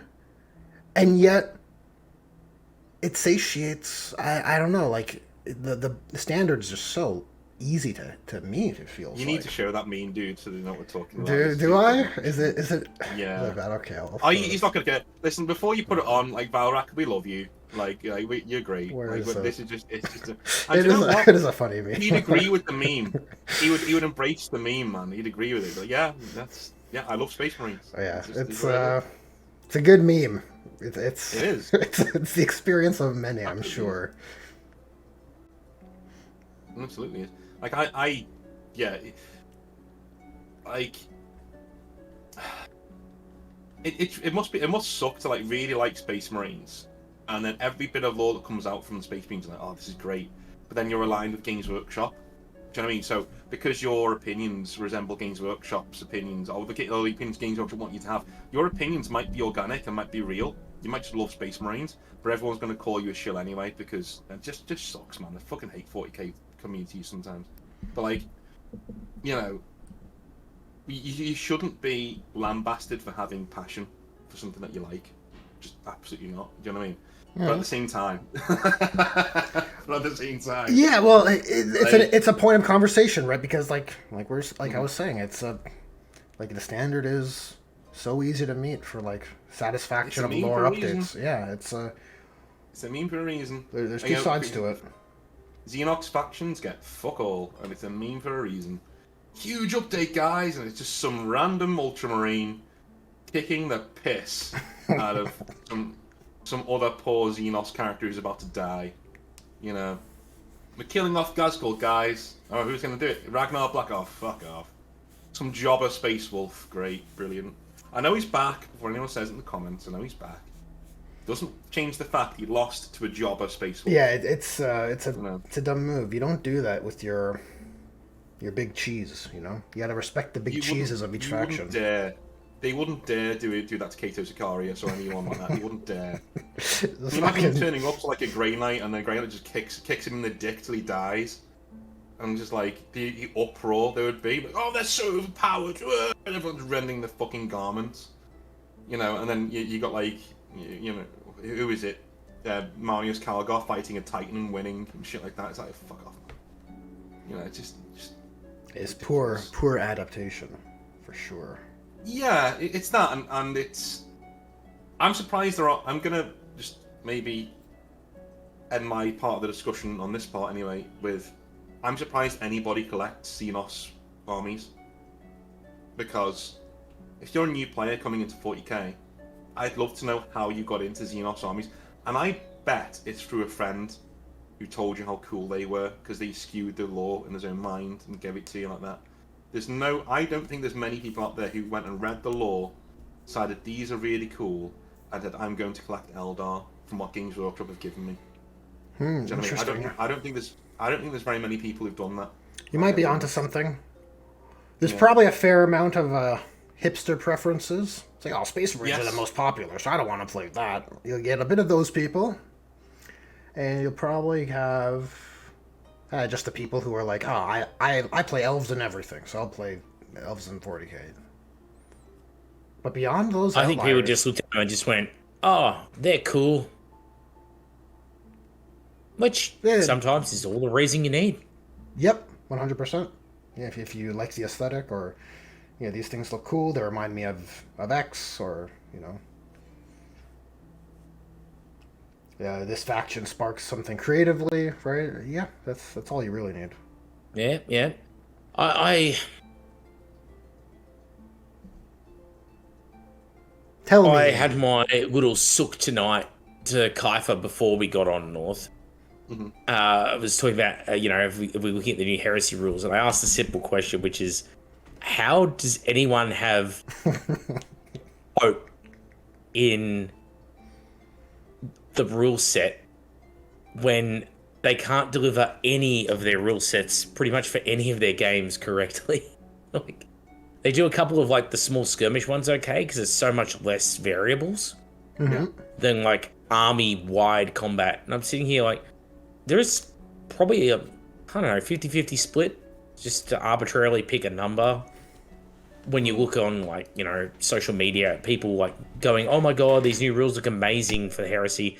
And people going like, what the hell was that? Like the Krusty the Clown, clip from The Simpsons. What the hell was that? And I'm sitting there going like, why would anyone have any faith? This is a company that can't even get the rules for 40k right, and they've hardly changed it between 8th and 10th. Why would you think they're suddenly like the only hope I'd have knocking it out of the park? Well, the only hope I'd have is if the rules writers were compartmentalized into 40k over here, heresy over there. I'm not sure how it works these days. Back when I was there, that's how it was. You'd have Heresy one side, who were doing the big red books and stuff, and they were completely separate to everybody else. I know, because I knew a guy who worked in the Heresy team. So he's like, yeah, we got nothing to do with that. Yeah, it's nothing, But I don't know how it is now. The way that I've seen the Heresy rules going, it does seem like there's a lot more crossover now between the two writers going back and forth, which sucks because, and I know a lot of the Heresy team aren't there anymore, unfortunately, who started the whole process. So I wouldn't hold that much hope myself because, in my opinion, Horus Heresy has its strengths because it's different to 40k. It's 7th edition on steroids, basically. It's all of the rough edges of 7th edition filed down, formations have been fucked off, and you're left with the pure, essential, old school 40k, but with legions, which is cool, right? Templates, all 9 yards. But with the obvious caveat that the more they move it in the direction of 40k, which people aren't playing 40k because they're not interested in 40k, they're interested in 30k. And it's like, well, if you're going to make it like a poor man's 40k, bastardizing a bit of rules from that and a bit of rules from Rogue Trader and a bit of rules from 7th, and you're going to just put that all in the blender together, you may as well at least play 40k, and then you at least have Xenos. They really needed to make 30k more weird, right? So when I say weird, I mean it's really different to 40k. So if you go from one to the other, you're like, wow, whoa, and this is way different, right? They need to go more in that direction. That it takes 7th edition and start adding new things to it that aren't in 40k, right? Shit like that. That's the direction I would have wanted Horus Heresy to go in to keep me interested. I'm still going to collect my word bearers because I love the army, but like playing games of Horus Heresy when the next version of Horus Heresy is going to be a soft launch of 11th edition. It's going to be them testing the water. You're the guinea pigs now. It's going to come in. Yeah. God, I hope not. 10.5. I just sit there and just go, look, I won't discount it out of hand. I'll happily try it. I have no desire to invest into it, though. I think that's the big kicker, and that's what I'm seeing from a lot of the people I talk to, which is like, yeah, I'll give it a go. Can you buy the books? They're like, fuck no. Yar, har, har. And that says something. It's like, we're the group of people that bought everything. All the black books, heaps of the heresy novels. We bought it all. Now a bunch of us are like, maybe. That's such a red flag, dude. That's such a stain. It's because, as we were talking about before the episode, if you just turn around and said, look, we're making the same edition again, but we're fixing a lot of the things you complained about, and we're going to sell it to you as another book, and a few of your books are going to be invalidated, as in all of them, because we've got to retweak some of these units because of the changes, people would buy the game anyway. Like, you don't need to come in and be like, okay, we're going to just add all these new untested mechanics, that at most have been tested in the fucking basement at Nottingham. Like, it just feels like it's changed for the sake of change. Like, you go to them, let's just say ballistic skill is really screwed up this edition. Can you change how that works? They'll be like, no worries. And they do change it. But then they'll go change, like, the attacks characteristic. You're like, well, wait, why'd you change that? That wasn't a problem. We didn't ask you to change that. And they're like, best edition of game ever. Like, that's the response. You're like, what are you doing? What are you doing? No! I can't with them. It's the redundant legions is something like I can never and will never get behind. As we had it on I think it was my episode the other week where we were going through the legions. There are so many legions that do the job of other legions better than that. You know what I mean? Like the Raven Guard aren't that good at stealth. The Night Lords are much better than it. And even the Ultramarines are better at stealth than the Raven Guard. Shit like that really boils my piss. Like, I still have people comment, though, on things like that because the critical thinking skills of Warhammer players are fascinating. There should be, like, a scientific study done on it. Where it's like, sometimes they'll pick up the most obscure details. Other times, they're just blind to the obvious. and you'll say to them something like, "Oh, Raven Guard aren't good because, like, all these units in their army don't get any benefits at all from their faction trait, whereas other armies, every unit gets benefit. Therefore, you could say that one benefit clearly outweighs the other. It's not that you can't win with Raven Guard. It's just and then they'll come in with some like ass piss take, like, yeah, but I find that if I take like this one specific unit, I win all my games. So like, army works fine. You're like, are you retarded? That's what we call cope.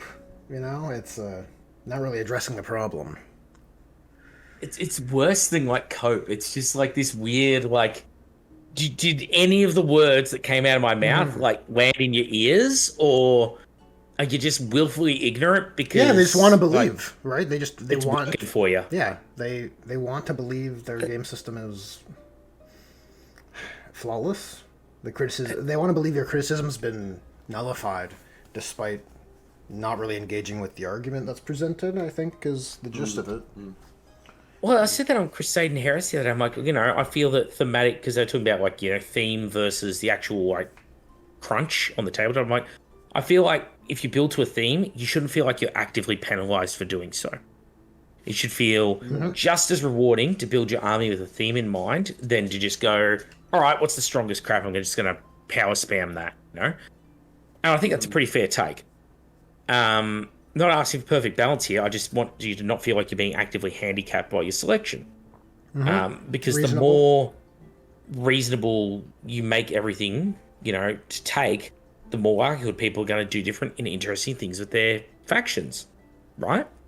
But if you're like, oh, yeah, well, you could take that, but it absolutely sucks, very few people are going to buy it, And then you get, like, what, samey-looking armies. And I had a person there go, like, oh, well, I run, like, Terminator spam in my Raven Guard, and they get really good benefits from the Raven Guard rules. I'm like, so you're telling me that Terminators are your thematic Raven Guard build? Like, let me just write that down on a piece of paper. Terminator spam Raven Guard. Yes. Is that like my infiltration scout Imperial Fists? Like, is that your themey build? Like, people just have weird ways that like they almost nail the topic on the head and then just at the last second veer off and hit their own thumb. And it was just one of those moments. I remember a guy once who was telling me like Chaos it was back in like the 5th, 6th ed days, 40k, and he's like, oh yeah, I Chaos don't suck. He was playing Necrons, by the way, like Matt Ward era Necrons, and I said to him like, it sucks being a Chaos player going up against you. And he's like, oh, I'll build a thematic Chaos army. He comes in, and his army is Abaddon, Typhus, a bunch of Noise Marines, a bunch of Nurgle Obliterators, and then the rest of the army was like Nurgle Plague Zombies and Helldrakes. He's like, it's a thematic army. I'm like, what's your fucking theme? Best shit? Like, Best shit. Yep. Like, what the hell is that an army? Like, yeah, no. Abaddon the Despoiler is leading an army of Typhus, Noise Marines, Obliterators, Helldrakes, and Nurgle Plague Zombies. Like, what is the theme there? Like, how did those Noise Marines end up there? Let's answer that question first. Yeah, I'm sure that's something everyone who's listening can definitely like recall. I just think it's in their own personal experience. Very relatable. How many? That could almost be an episode of its own. Like, when was the time when someone's like trying to explain their fluff to you for their list? Oh, that's killer. That's a killer topic for an episode. Yeah. We gotta bank that. Yeah. That's really good. Someone's trying to explain their fluff. You would have had some killers working at Games Workshop North who are like, this is my thematic Space Wolves army. They're all a group of philosophers who practice calligraphy. Yeah, that's the kind of shit I'm thinking of. I always say, like, enemies with words than axes. I applaud your you're thinking outside the box, but you get so many people who are just like, they see the rules and they think it's an invitation to make something that's, non-law compliant. And you know what? I'm not going to be one of these anoraks who's like, you can't do that. You can do whatever the fuck you want with your models. I'm not your dad. Or I might be if you were in Liverpool in the early 90s. But anyway, like, looking at some of the armies that they would get over the years, you wouldn't get Space Wolf philosophers, but you would get like things like friendly Tyranids. Do you know what I mean? And you'd get things like It's the rule of cool, right? It's Orcs of Love, yeah. The Orcs of Love, yeah. You get like, or even in sort of the way that the rules are done, you would get really tanky Eldar, right? This is all my Wraithbone list and all that. Okay, cool. Well, that's not really what the Eldar are, is it? But like, fine, whatever. I want my armies to represent what they are in the lore. Said it time and time again. You know, Grey Knight shouldn't fight like Eldar. Like, why are they teleporting around all the time? That's not what they do. They're a decapitation strike plus alpha strike in your face, cut you down, and then they leave. Right? That's what they do. Like, why are we zipping around the battlefield like space elves? And why? I just don't understand. Hey, you know what? Can we focus on that? I reckon that should be our last. I'm going to throw this out there, Kai. Focus your episode. But last topic: fix the Grey Knights. Because we spoke about Necrons, spoke about Tyranids. Grey Knights. Talk about a faction that needs a dramatic overhaul. Like, what are Grey Knights missing? It's like, why don't they have the equivalent of assault terminators? Like, you know, Storm Shield and Hammer type stuff. But like for Witch Hunters, you know, a bulwark unit that can tank a hit. Well, like your Paladins, your Terminators that go out and absolutely hit like a freight train. Shouldn't there be like an anvil? If Paladins are the hammer, did Grey Knights not deserve an anvil of some kind? Yeah, so here's what I do. So your normal Strike Marines, your Grey Knight Strike Squad, they are your anvil. They are normal Space Marines, 2 wounds each, but they've got 2 power weapons each, you know, and Storm Bolters. So they're a bit more expensive, a little bit more expensive than a normal Assault Intercessor, but that's what they are. If you're going to do Primaris. And you have your Interceptors there as well. They're your backbone units.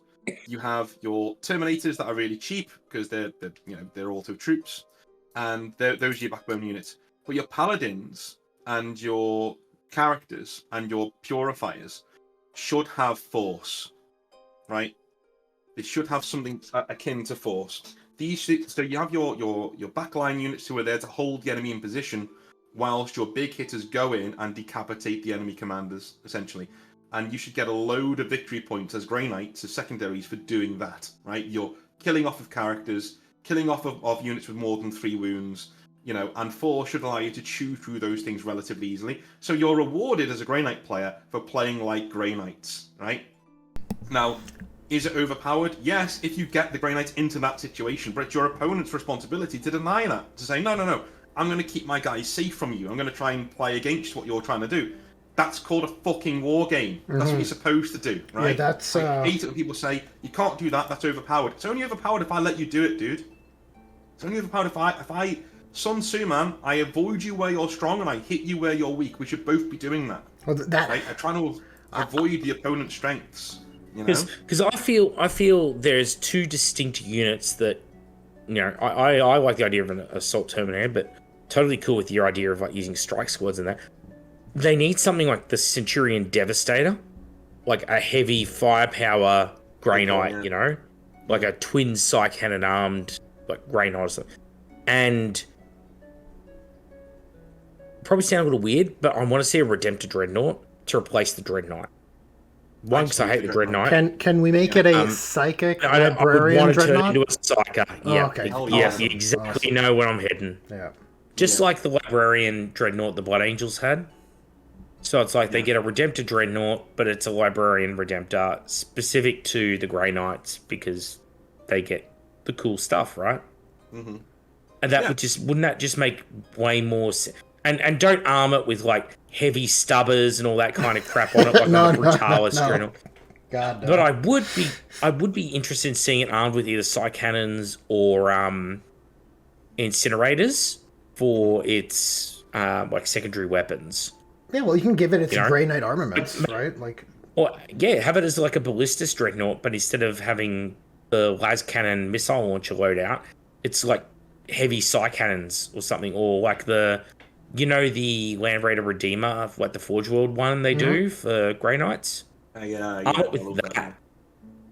You know, it should be a chaff cutter downer. You know, like if you've got all these like blood letters in front of the bloodthirster, like you need to get rid of those so the knight can go get some room to do their jobs. That's what you do. That's what you use your your Devastator squads for, who are Grey Knights. You use your Centurions for, your Brutalis Dreadnought. All these dudes should be cutting away that chaff, right? There should be different tactical roles here. There should also be psychic powers that are made to create room for deep striking, right?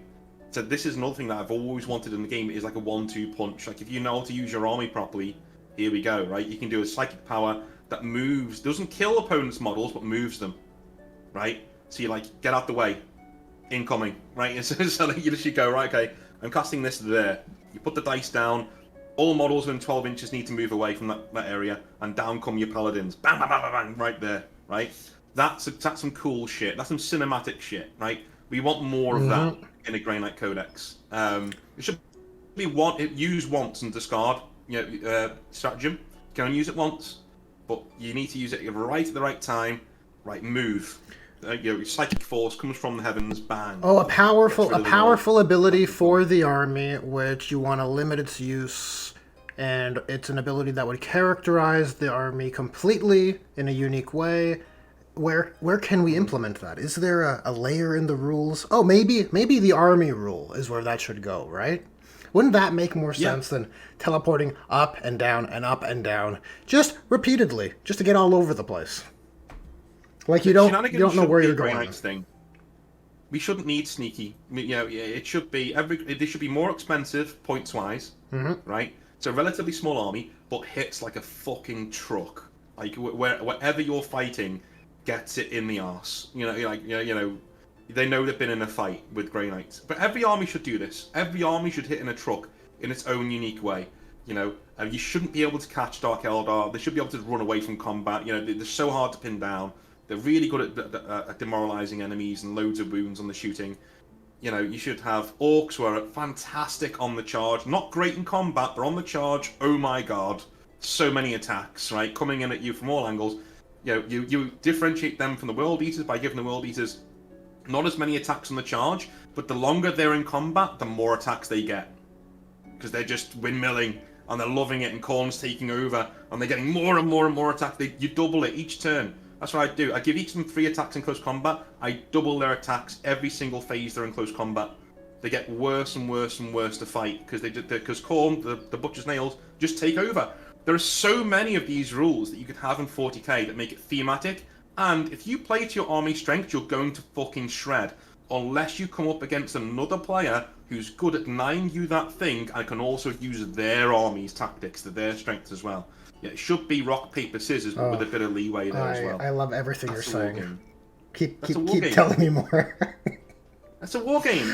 It's fucking bolt action. Bolt action does this. I don't understand why Games Workshop can't figure it out.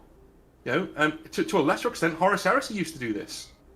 Very similar armies that have their own strengths, and if you play to those strengths, by and large, you'll do really well. You might lose a few games against good players, but if you're facing like a novice player and you know how to use your army, you know how to use your legion, you'll 9 times out of 10 you'll get a win. Do you suppose the reason why Games Workshop does it, and I could be wrong here, I'm just offering the idea, but do you suppose the reason why they act this way and write rules this way is because their audience captured to the tournament player base?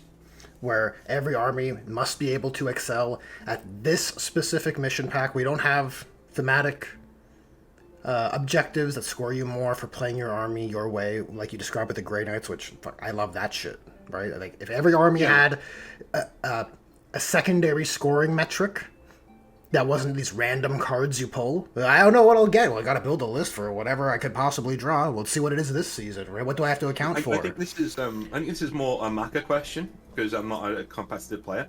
But neither is he really. But you know what I mean. He knows the rules more than me.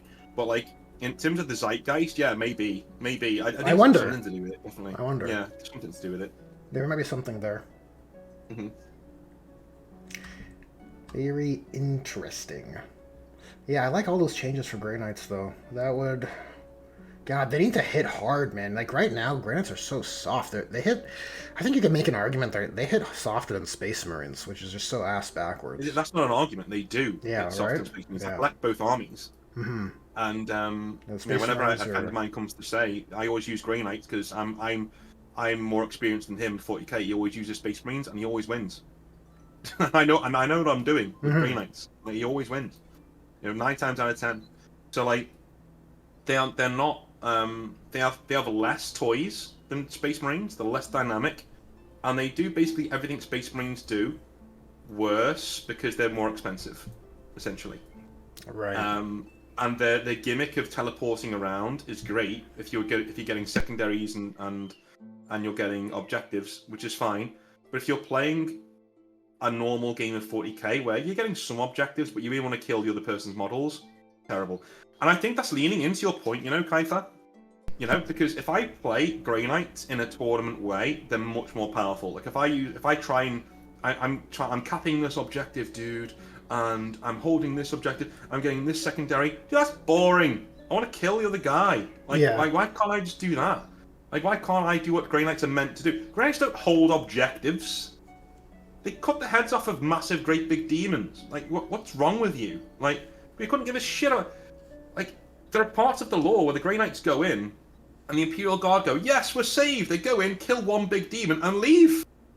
Because they're just like, yeah, our job's done. We're not here to kill the chaff.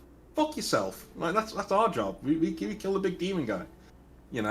It's like Dark Angels coming in and killing only the Fallen, then leaving. This is what they do. Yeah, I just...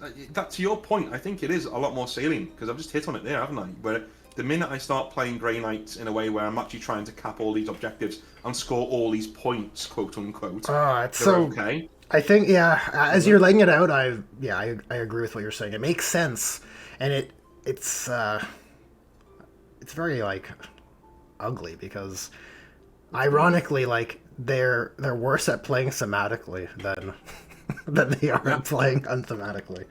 Yeah. You're like, oh, that's a marker for a terrible standard of rules writing, if there was one. It just sucks. I honestly don't enjoy. I love Grey Knights, but I don't enjoy playing them right now. I like playing them in OPR because they hit they're literally what they say on the tin. If your model has loaded with wounds, you keep them away from my boys because they will kill you in 2 or 3 hits. They are right up in you. But if you can bog them down in chaff, and you can keep your guys away, if you can deny me deep striking opportunities, then a lot of my power is diminished because you've played well. You've kept me from doing the thing that I do really well. That's what I like about OPR and games like it. And Bolt Action does the same thing. You have Germans and British. Both of those armies have very different strengths and weaknesses. And if you can stop the British from doing certain things in the battlefield, right, artillery strikes, things like that they're really good at, you're gonna have a good time. But that's a war game, man. It's Sun Tzu. Every war game should be Sun Tzu. Mm-hmm. Or the Greek theatre of war, where you had 2 phalanx armies going up against each other. Do you know what would happen? They'd try and turn each other. So they'd go around like a pendulum, right? They're trying to turn each other because their strongest part is fighting the weakest part of the opposite army, trying to turn it really quickly. It's like a race against time. Who's going to die first? That's what they used to do. You pit your strongest thing against their weakest area. Napoleon, Sun Tzu, fucking wargaming. How you're taught at RMA Sandhurst in the UK to be an officer in the British Army is exactly the same. Apply maximum effect to the weakest joint of the enemy armour. Right? You don't just go in and go, okay, what are we capping today? What objectives are we capping, boys? You say, no, where's the weak point in the enemy force? Right, hit it with every bolt, bullet, and sword we have, and cripple it. And we go from there, like joints. Like you go hit them in the balls every single time. All of warfare is a very. I think it was Patton who said, "I want to grab them by the nose and kick them in the balls." That's warfare, and that's what you should be playing when you're on a tabletop war game. Sorry, you got me going now, but I fucking hate this shit. I really hate it. It just 40k isn't a war game; it's a board game. Yeah, it's a strategy game. I heard someone say that. It's like it's no longer a narrative war game. It's like it's an RTS. It's a strategy game where it's all about the numbers and putting the right numbers into the right numbers, and you're like, oh god. It's a real life RTS, real time strategy. Yeah, I think you could probably map on a timeline the influence of the. I can't remember what the acronyms are because I'm just not really in the competitive scene that much. I'm like tangentially. I have friends who are much more competitive players than me. go to events and stuff, but I'm pretty sure you can map on a timeline where the influence of the independent tournament circuit sort of influenced what standard 40k, like Games Workshop's matched play has become. And I think you can make that argument that, yeah, they've become audience captured. They're pressured to cater to that format of play. And I think the Grey Knights might be the best example, at least presently, of just like the dissonance that it's kind of caused. Now, mind you, they didn't have to characterize them as the uppy-downy army. They just happened to be that way. Yeah, I think we just hit the nail on the head. Like literally, with that quote. I think you mentioned it. You're going down that line anyway of, I said it's not a war game, but then you went, yeah, it's like a strategy game. Yeah, it is. That's what it is. It's exactly what it is. It's Dawn of War with alternating turns. That's what we have now. We have Dawn of War. And the thing is, with the Dawn of War, it plays well when you're on a computer, right? Because you can see all your dudes moving around and all the sound effects. Like, playing 40k is fucking boring. Thank you. Yes, that's what. It's boring. I've been. This is cathartic because I've tried to make this argument to people like, no, 40k is super fun, and I'm like, no, we make it fun because there's lore and there's banter and there's shit talking, right? And you having beers and pretzels. It's just a good time, right? But the game gets in the way. Yeah, the act of the gameplay loop, as it were, of 40k, especially, well, for myself, anyways, I find it not the fun part. The gameplay loop isn't fun, but the interaction we have with it is where the juice is. Precisely. Yeah. And if you gird yourself into playing tournament specific rules all the time, all you're doing is you are taking out that player agency, right? You're basically, whenever you lean into this is a war game, so these two players are actually pitting their wits against each other, you're leaning into, okay, now you have player expression, player agency. I always remember the one time a friend of mine was playing in a tournament at a Games Workshop. Lo and behold, those were happening back in the day. And I think one of his units was being targeted by a Devastator team, and they could only see his unit, and he'd already moved that unit. He was like, oh shit, what do I do? He sacrificed a rhino, put it right in the way, blocked the terrain off. So the guy went, okay, I'm going to shoot the rhino anyway. He shot the rhino, the wreck stayed there, he's now got terrain. I was like, dude, that's such a clever thing to do. And that's what you would do in real war as well. You'd be like, right, guy, I'm not ordering you into the fire, but go there. Give us some cover. That doesn't happen in modern 40k. It just doesn't. You don't see things like that. It just... I've got 3 objectives, so I get to roll a d6, d3. Yeah, that level of expression and even model interaction and storytelling is certainly absent from the core rules. I don't want to be too harsh on competitive play because there is player expression there. There has to be. There has to be. It's just a different thing, and it's not narrative play, right? And I think that's that's where the three of us, anyways, kind of bias towards. More like narrative, say that, but no one's ever playing to lose. You're still playing competitively, right? It's just, I think it's. I don't want to bad faith the competitive scene. No, you don't have to. You know what the difference is? The difference is that you're both playing to win when you're playing narrative. When you're playing competitive, you don't care if the other person has fun on your way to the victory. With certain players, right? For sure. I'm sure there's like with any play group, you're gonna have players who are scumbags and some who are not, right? But I don't think the people who are going to like LVO are there to be like, oh, I hope the person I play has a really fun time. I think they're entirely. I'd be surprised, man. tunnel-visioned. I've been to a lot of these like events as a stand by, and I've known a lot of people play there. I know a lot of people who go there and they do play to have fun. They try and make sure their opponent has fun. But there is a more propensity of the people that you're talking about to be there. Yes. Yeah. There are going to be dicks, right, for sure, at these competitive events who are just, I don't know, they're psychopaths. They're just winning this is the most important thing in their life, so they're just fucking all no etiquette, no camaraderie or extending of goodwill to the player, so they're having a good time. You don't get any of that. I think probably the stress and the format of that match play tournament style is more conducive to that, because it is. There's less time, man. Like you go to an event, like a 1-day event, you have to play 3 games. Each game is 3 hours, and you're setting up and you're explaining armies, and there's sometimes there's no time. Like when I'll talk to my one competitive buddy who goes to a lot of tournaments, and he'll just be like, yeah, you know what? There's no time to talk to each other about your army. You just have to be like, you know what? Just don't do gotchas, and we'll learn as we go, because I can't know everything, right? Because he's only like a he's not a professional. He's semi-competitive player, or competitive player, but in his spare time. And yeah, so it's just like the time constraint is going to be a factor too to that etiquette. So I think it's like Absolutely. a lot of things are in alignment to have perhaps a worse caliber of player, but I don't think across the board. The thing is, I feel like the changes we've been suggesting. I know this episode's gone off the rails. It's supposed to be about Xenos stuff. No, it's about any faction. It's all good. Yeah. I know the changes we're suggesting in like having your army, having a game play like a war game, that still benefits the tournament players. Do you know what I mean? It's not like it doesn't benefit them. Yeah. They get a more tactical game. They get one where it's very rock paper scissors, but in a good way, where you can face an opponent's army. The thing the last thing I'm going to say on 40k, I promise, and I'll shut up. The thing I fucking despise is if I say me and you, Kaifer, are playing a game, right, and you've got Eldar on the table. I've got no idea what your army's going to do.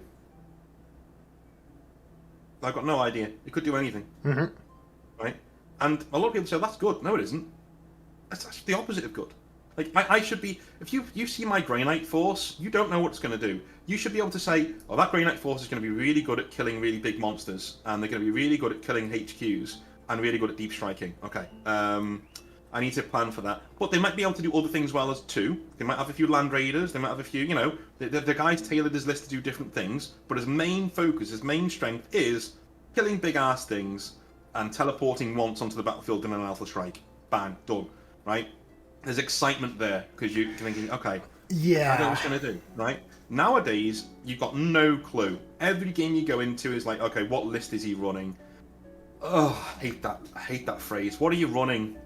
I'm not. I'm standing still. I want to play war game. I'm not running. This isn't Pokemon, dude. I'm not running anything. No, what you're saying is it's completely valid, and it's timely, because we just had a balanced data slate in 40k that gives new detachments, and it literally becomes that. Yeah, what are you running? It's no longer you see Space Marines, they're painted blue, they got little U's on their shoulder pad. You're like, Ultramarines. I know what Ultramarines do, right? So yes, so that's like another layer to this like messy onion, I guess, of what's creating this hard a paradigm that's just hard to wrap your head around. Like, you don't know what someone's army will do unless they give you the rundown, right? It's like, oh no, actually I'm playing the White Scars, or sorry, the Storm Lance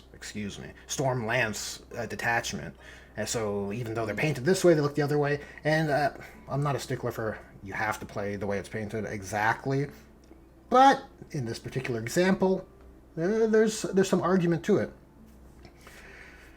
Exactly. You said something else that I wanted to make a point towards, but I fucking forgot what it was. The point has eluded me. Drats. Maybe if it comes back, then make a note of it and we can bring up first time in the next episode. Perhaps, yeah. That's probably it'll probably resurface at some point, I'm sure. Whose turn is it next, by the way? I can't remember. It's mine. Macca's, yeah. Nice. Got a juicy topic in the bank? Nope. That's all right. I'll work on it. Honestly, I kind of like the freeballing. Even if it's just here's a small nugget of a point to start on. Let's go with this. I think when I do mine, I think mine's after Macca's. I think what I'm going to do is we all pick 3 factions to rebuild, like we just did with the Grey Knights. So you might do Grey Knights again. Maybe people's opinions have changed. But you pick like maybe 2 factions from 40k, or Horus Heresy, and you rebuild them. Say, okay, this is what they should be. And we go back. That's a fun one. Yeah, I like In that. rules, not just in lore, but in rules, like a complete rebuild. You know. Hell yeah. Yeah, I want to. This is wishful thinking. I want to think that we're slowly working all the salt out of our veins. That we're getting onto the more fun topics. There's always going to be that bit of salt in there because let's face it, Games Workshop's involved. They just gotta do something. They just gotta do something, and we'll be like, oh, I'm furious. You always be like, oh, if only, and then you remind yourself, oh, but they never will. I want to do that video where they do something with effort in it that's good, where I get to go on a video and go, I'm upset because I have nothing to complain about, this is amazing, and then I just gush over it for a bit. And then people understand how much I'm craving that. I want to do positive Games Workshop content. Like, I really do. Like, I want to love this company. I grew up with this company. I work for this company. It's been a massive part of my life, throughout my life. I want it to do well. I want them to do well. This isn't a, fuck the man shit. I hate shit like that. Like, and everybody on this podcast does. And I'm not going to speak for you, but, like, I know you guys well enough by now. Like, nobody wants to see them fail. Everybody wants to see Wargaming do well, and vice versa, Games Workshop do well. We just want you to put some fucking effort in, and stop being a bunch of cunts. Like, just basically. For real. I think the big problem is that whenever we sit here critiquing them, it's because people think it's a zero-sum game. It's like, oh, they can do what they're doing and make money, or like they do what you want. And it's like, no, they can do what we want and still make money. Yeah. Like, don't think that the two are mutually exclusive. Like, they do a lot of really dick move things, which they just don't need to do. And that's what causes the grievances. Because it's like, you are creating, yes, you're going to sell stuff. Yes, you're going to make money. But, like, you would have anyway, whether you did a good job or a bad job.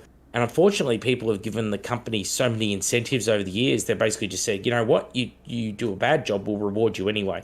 So it's going, oh, okay, I guess we don't need to do a good job. And they just shit a lot of products out. And it's like, imagine if they put the effort into everything and did a great job. If you might say, okay, they maybe that would be less profitable than what they're currently doing. You're like, yeah, but it's one, it's more sustainable. And two, have some fucking pride in your work. Like, don't try and make everything minimum viable product because it wears thin. It does wear thin. I think a lot of the I'm not saying everyone should pay Australian prices before anyone says no.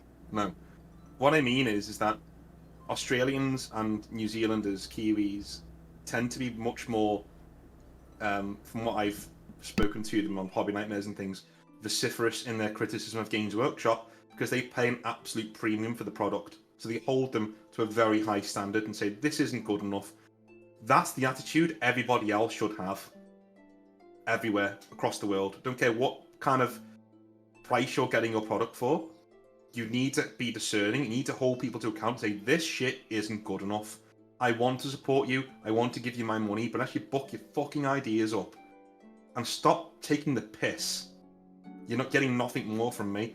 I made that decision several years ago. I've not given Games Workshop any money since then. I've just been like, no, I'll get my models through sponsorships and through Minimaker. I'm done. Like, I'm finished. I'm not doing this anymore. Because there comes a point where your tacit approval through your wallet is all they're after. They don't give a shit about your opinion. Get your wallet out, right? Space Wolves fans, I know these models are nice, but like once you've paid money into this machine, you've gotten your models, and then they give you a rule set in the next you don't get. By the way, if you went and bought those models right at full price, if you gave in to the fear of missing out and you bought those models, when they release broken shitty rules in 11th edition for Space Wolves, you don't get to fucking complain to me because you paid into that machine. You told them that it was fine to do so. You gave them permission to screw you over, right? You attach the strap on to the front of them and then bent over. You can't be surprised when they slip it in there with no lube on, right? That's what you've done. And if you put money into this machine and then they fuck you, I'm sorry, I sympathise, but you don't get an opinion going forwards. It's a controversial Likewise take. to Heresy I know. players. No, Right. likewise to Heresy players. From my perspective, it's like they have bought out an edition 3 years, not even like 8 months since the last book dropped. Didn't give us an FAQ or an errata for like 2 years for the system. So basically, it was unsupported for 2/3 of its life as a system, with gaping holes in it, which sucked the fun out for everyone. So going into a new edition, like if you're going out and buying the box set and supporting that behavior, don't be surprised when they turn around another 3 years and not only do it again, but they do the same shit again where they go, all right, let's just change a bunch of game mechanics again to completely invalidate everything you've got already, and sell you the solution to the problems we are creating, which I hate companies that do that. It's like, well, no, make the product you've already created, service that. Don't keep like going, oh, well, you know, we screwed this one up, but hey, buy next one, it might be better. Like, that's just an awful, awful, awful approach. Stop supporting it. Like, just please, I'm begging you, Heresy players, don't buy the new box set. Let the company like take a financial hit on this one. Let them actually go, oh, we screwed up here. Because I'm willing to bet right now with just cursory evidence, it is not a good edition. Not a bad edition, it's just more of the same, like mediocrity. Because they're bringing new mechanics that haven't been properly play tested by a wider community, and they're slapping it on top of a bastardized system, bringing back mechanics that were discarded because they made the game slower and harder to track, and they're just putting it all together in this fucking cooking pot. It's just, if they had a track record of success, like writing rules for their game systems, I'd be all for it. They don't have a track record of success. Their track record is one of shitting the bed consistently and then failing in the aftermarket support for the system. So it's like, why would I reward that behavior? Mhm. Like, why would I gaslight myself into thinking that is okay behavior? Like, oh, they deserve to make a profit? Don't care. Their profit is not our concern, right? Get that out of your heads. If they want to turn a profit, how about they do what every other fucking company on the face of the planet does and meet the needs of the customer? Just crazy idea, I know, but try that one out. Like, if the customer says, we want this, do that. Yeah, gap the market, fill it, get paid. Yeah, rather than dictating to the market, like, no, you, this is what you're getting, you will like it and pay us anyway. It's like, if I don't like it, and I'm at the point now where I'm like, okay, there is no incentive because you're telling me you're going to invalidate all my expensive books every couple of years. Why would I buy them? Yep. That's the lesson you've now taught me. Yeah, that's why. So, guess what the Outer Circle's doing this edition? I despise the rules management model, and it's one of the reasons why I just stopped buying books. I'm like, this is the writing's on the wall. Like, they just want to hit that restart button and sell more books, right? Just get that hamster wheel going again. Get excited! New codex, new Grey Knights codex. Oh boy, right? Aren't you excited? They want that. I don't know. It's almost like some sort of psyop or like manipulation. It's weird, man. It definitely. You know, Kaifa, in in 11 months from now, we're going to be sitting here, the three of us, hopefully, you know, and we're going to be sitting here and just saying, so anyway, these are the reveals for Warhammer 40,000 11th edition, and how they're scuppering it this edition. You know, like, I don't want to be sitting there having that chat. I want to be sitting there having the chat about, you know, fuck, they turned it around this year.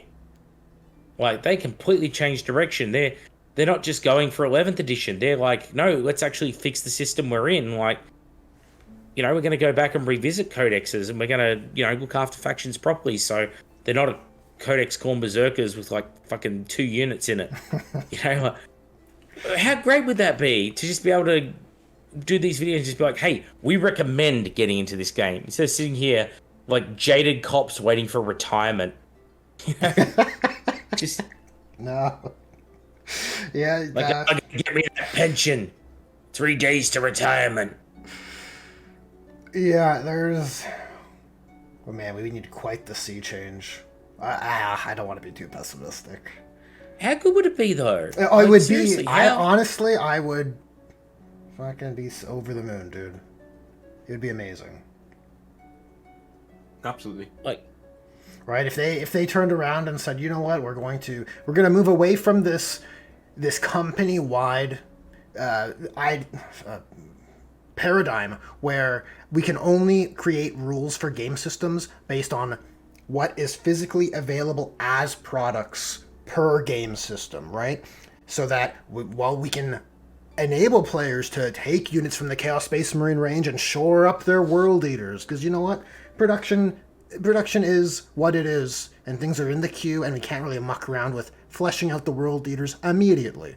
But you know what? These are the units we're planning to create models for, and until we have the crits proper, you know what I mean? That kind of hobby first mentality. I would chef's kiss. imagine a company. I would love that. Imagine a company that did that. Oh wait, that's literally everyone else on the market. Yeah. You know, it's just Games Workshop that is this way. And this idea, like, they don't even call It's like their what editions. Sorry, go ahead. Oh, it's like what, you can't be like Kings of War. You can't run a company like that. It's like no, you must be litigious and suit everyone. You know, even though you stole all of your fucking ideas from other people, like no. Everyone else must be sued. It's like they treat it like that's the only way, and then people defend them. Oh, well, if they don't defend their copyright, like, nobody else has to run their company like that. Games Workshop's the exception to the rule. What, you telling me they wouldn't be profitable if they were better for the player? Like it's just one or the other. It's like be dicks or be nice, and but like if you be dicks, you'll be profitable. If you're nice, then they'll be bankrupt in a year. No, it's terrible logic. Mm-hmm. Like no other company runs their game like that. Instead, all the other companies, they'll tell you like, hey, here's what we got coming up in the next edition of the game. You know, here's all the units. Like, you know, here's fully fleshed out factions. They're so transparent. It's so lovely, and they will have forums and actually communicate with their players. Oh, They'll have events where people can come and just talk to them in person. You don't see like Cool Mini or Not like hiding behind a wall of internet text. It's just like, yeah, here's what's coming out for the game system next. Check in tomorrow for more updates, and then like there's just no way of talking back to them. That's just a Games Workshop thing, you know? Like they're the only company that runs that way. It's fucking fascinating that people sit there and defend it. Like, it's the only way to run a company. Yeah, Fascinating. That's I don't know, gaslighting yourself into wanting to believe they're good and you're enjoying it and you're being well served. Yeah, it's gaslighting yourself into. The share price is high. Yeah, so was Kodak's share price was high once too. You know, like it's all good when it comes to like stock markets are the worst metric, by the way. I know this is completely off topic. People who defend the company by going like, oh, but look how high their share price is. You know, the stock exchange rates them as one of the fastest growing companies. Like, yeah. The stock market is all based on like perceived value bullshit.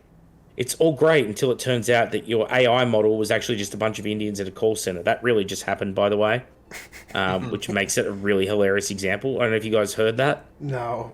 That's so funny. So there was this Indian company that was running an AI, and like Microsoft and all these other like companies like IBM and that all like bought in on this this AI, and was like, yeah, you know, like use this model. Turned out it was actually just hundreds of Indian people working in a call center that was doing the AI. There was no actual AI model. That's fucking amazing. It was just people physically answering it. Love it. Yeah, it's wonderful. God. Yeah. If you only catch it because of the bad English, that'd be hilarious. It was like some Apu shit on there. yeah. It's even better, right? Because like in the way that they were, them and their like sister company were showing fake profitability by doing like constant invoices to each other for like $60 million. Mm-hmm. So they'd be able to go to shareholders, look at this $60 million contract we just picked up. And it was like, and then they would just like, they'd get $60 million off their sister, and then they'd pay it back to their sister. And then both companies would be like, look, we just got $60 million coming in the door. And it was just the same money, just doing circles between the two companies. God. And it's like, yeah, and it's like, yeah, that's the problem, right? You can't turn around and be like, oh, Games Workshop's like this amazing company because someone thinks that their fucking stocks are worth a heap. It's like, yeah, they are, until the shareholders suddenly go, you know what? We decided they aren't.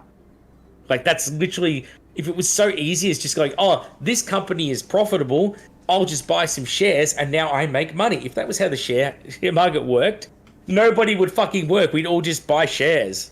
Like, that's not how it works. Like, it's called speculation for a fucking reason. It's just people are like, oh, your clients are really fucking stupid and they'll buy anything you shovelware out the fucking door. I guess that's profitable. Okay, we'll invest in you. Like, that's it. That's all Games Workshop's running on. Like, that's it's rocket science. That's interesting. Sorry. I totally agree. But it reminds me of shit, I don't know how long I want to keep this going for. But real quick, it reminds me of the video North did recently on replacing the player base. And I wonder if that sea change would not translate. The players you assert, the more normies, right, that you assert North would be the new target audience Games Workshop is after.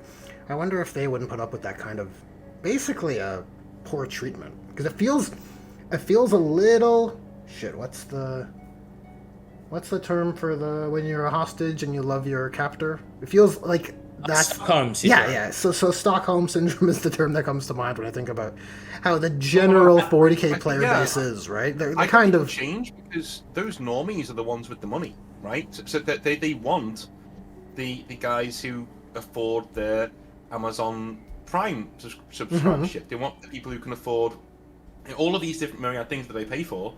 So, they're chasing the people with means. They don't want the guys. Weirdly, I think this is why Macca's channel works, because he's not one of these basement dwelling dudes. Again, if you are one of these dudes, all power to you. I'm not saying you're a bad person. I'm just saying most of the old guard, the old Warhammer players didn't have a lot of money, right? They'd save up, they'd buy their own thing, and then they'd go off and play their games, right? Most of the old school fans are dudes who may be living at home, or maybe have a low-paid job, and they treat Warhammer as their thing, their release, right? Guys like Macca, though, are successful, right? And they're doing well. They've got money to spend on the product. They just choose not to. But in a weird way, this is why the channel works, is because Macca's coming at it from a standpoint of, I'm an old guard, but I'm also the guy the Games Workshop's chasing because I've got money, right? And I'm doing okay, and I'm running a household.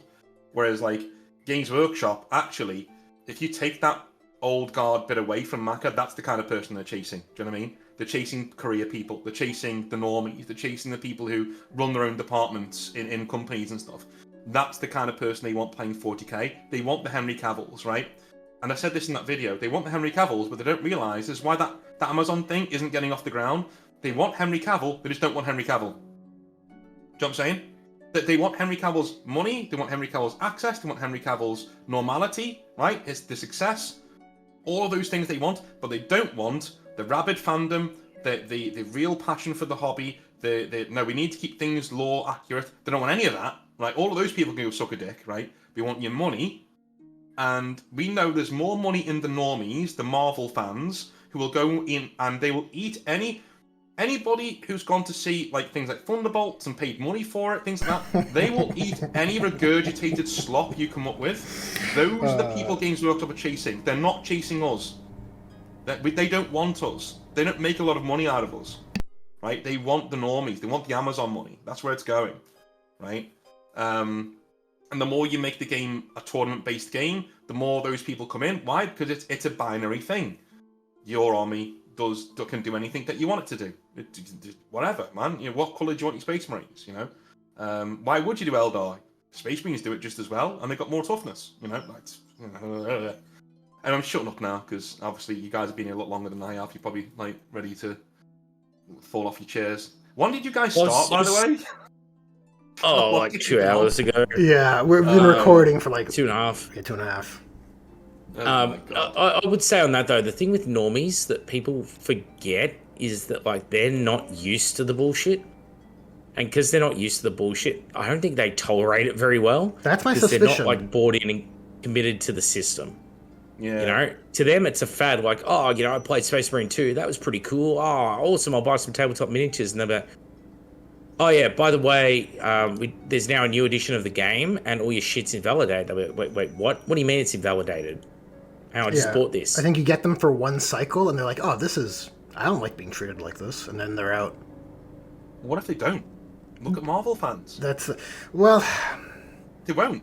This what normies do. They won't. They will stick around. but I They think won't the cost to end. I don't know. Maybe that's a topic I for mean, another episode. Marvel's a but- great example of Yeah. they don't stick around. Fair point. Yeah, because I was an Hung around MCU until they felt stan. it was it was good and it was working for them. They were all into it, right? Yeah. And then as soon as it started shitting the bed, they're like, "Yep, superhero fatigue. This is done." And they just walked away. And Games Workshop wants that. You know, they say it themselves. They're so into like that person that walks in the door, sell them a fucking starter set. Yep, job's done. No need to retain. They're in the system now. You know, it's just such a wow. You really don't think much of your player base, do you? You know, like you Or really think think too it's highly that of your own easy. game, or you're too highly of your own product. It's like, it'll keep them in our world, your whatever. You know, like it's like, okay, well, you know, I just don't. I know we're all saying that Marvel movies aren't doing very well. They're still making $700-800 million at the box office. Do you know what I mean? So Oh God, no! They're making half that, man. They're making like 300 million if they're lucky. They're all coming in like did flopping.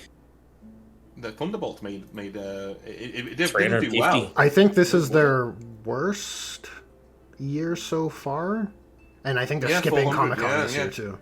At least I Thing read is, that. though, it had a $180 million budget and they made $400 million on it. So I mean, Yeah, but by the time you take away marketing, like the rule of thumb is double it.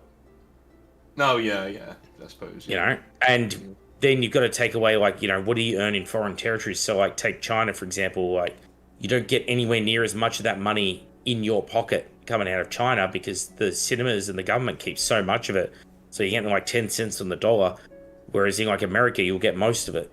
So it's like it's very crucial where that revenue stream is. That's and this is the shareholder perceived value bullshit where it's like they won't just admit like when a movie loses money. Instead they'll try and like obfuscate it, like, oh, it was our #1 release in New Caledonia. It's like, Yeah. Well, you saw a lot of that with the streaming shows, right? Like a lot of the strategic framing of metrics. Yeah, and it's why they don't tell you things like the marketing budgets, but kind of how well something's doing by how quickly it's just swept under the rug. It's just forgotten like a fucking non-Space Marine release. Yeah, It's memory hole. there on one Community / Disney Plus one day, gone the next. Yeah, Deadpool Wolverine was the last big one that they made money on last year. Yeah, and that's I think they did $3 billion. three good ones in the last Yeah, phase cycle? 2 phases or whatever. Yeah, and then that was Guardians 3, Spider-Man 3, the thing is, I don't want to belabor the Deadpool point, Wolverine. but this does kind of make that point, right? The minute because Deadpool Wolverine wasn't that good, right? I went and saw it. I've got a. By the way, before anyone has a go at me for paying money into this, I've got I get free movies at the theater because I've got a yearly subscription. It's dead cheap. So went to watch Deadpool Wolverine. It was okay. Wasn't very good, right? And it still made billions. This is what I mean. That the minute Marvel release anything that's just decent, it slaps. It makes loads of money. They all come flooding back, is what I'm saying. Do you know what I mean? The audience is still there, and I think this is what Games Workshop do. Like this is the Space Wolves thing again, right? They've released nothing. That's just terrible. Everyone's going, this is awful. Here's some Space Wolves. Here's all the money, and there we are again, that kind of thing. The minute they release anything, they even wiggle their little toe at you, and it's something half decent, all the money comes flooding back in. So yeah, while Thunderbolts and things like that aren't doing very well, they're actually losing money. All they need is to put one bit of effort into a decent movie, and it makes all that back again.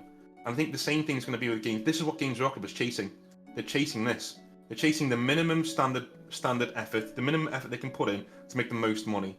And this is why they're chasing this crowd, because the money is there. You can see the money's there. Again, because Deadpool and Wolverine wasn't that great a movie. It was fine. It was all right. But to make $1.3 billion, like, you fucking kidding me?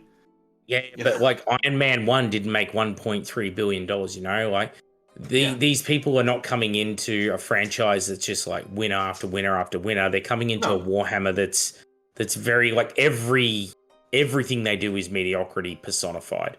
Sometimes the models are nicer, sometimes the rules are nicer, but rare is it that you get models that are nice and rules that are nice at once anymore. Yeah.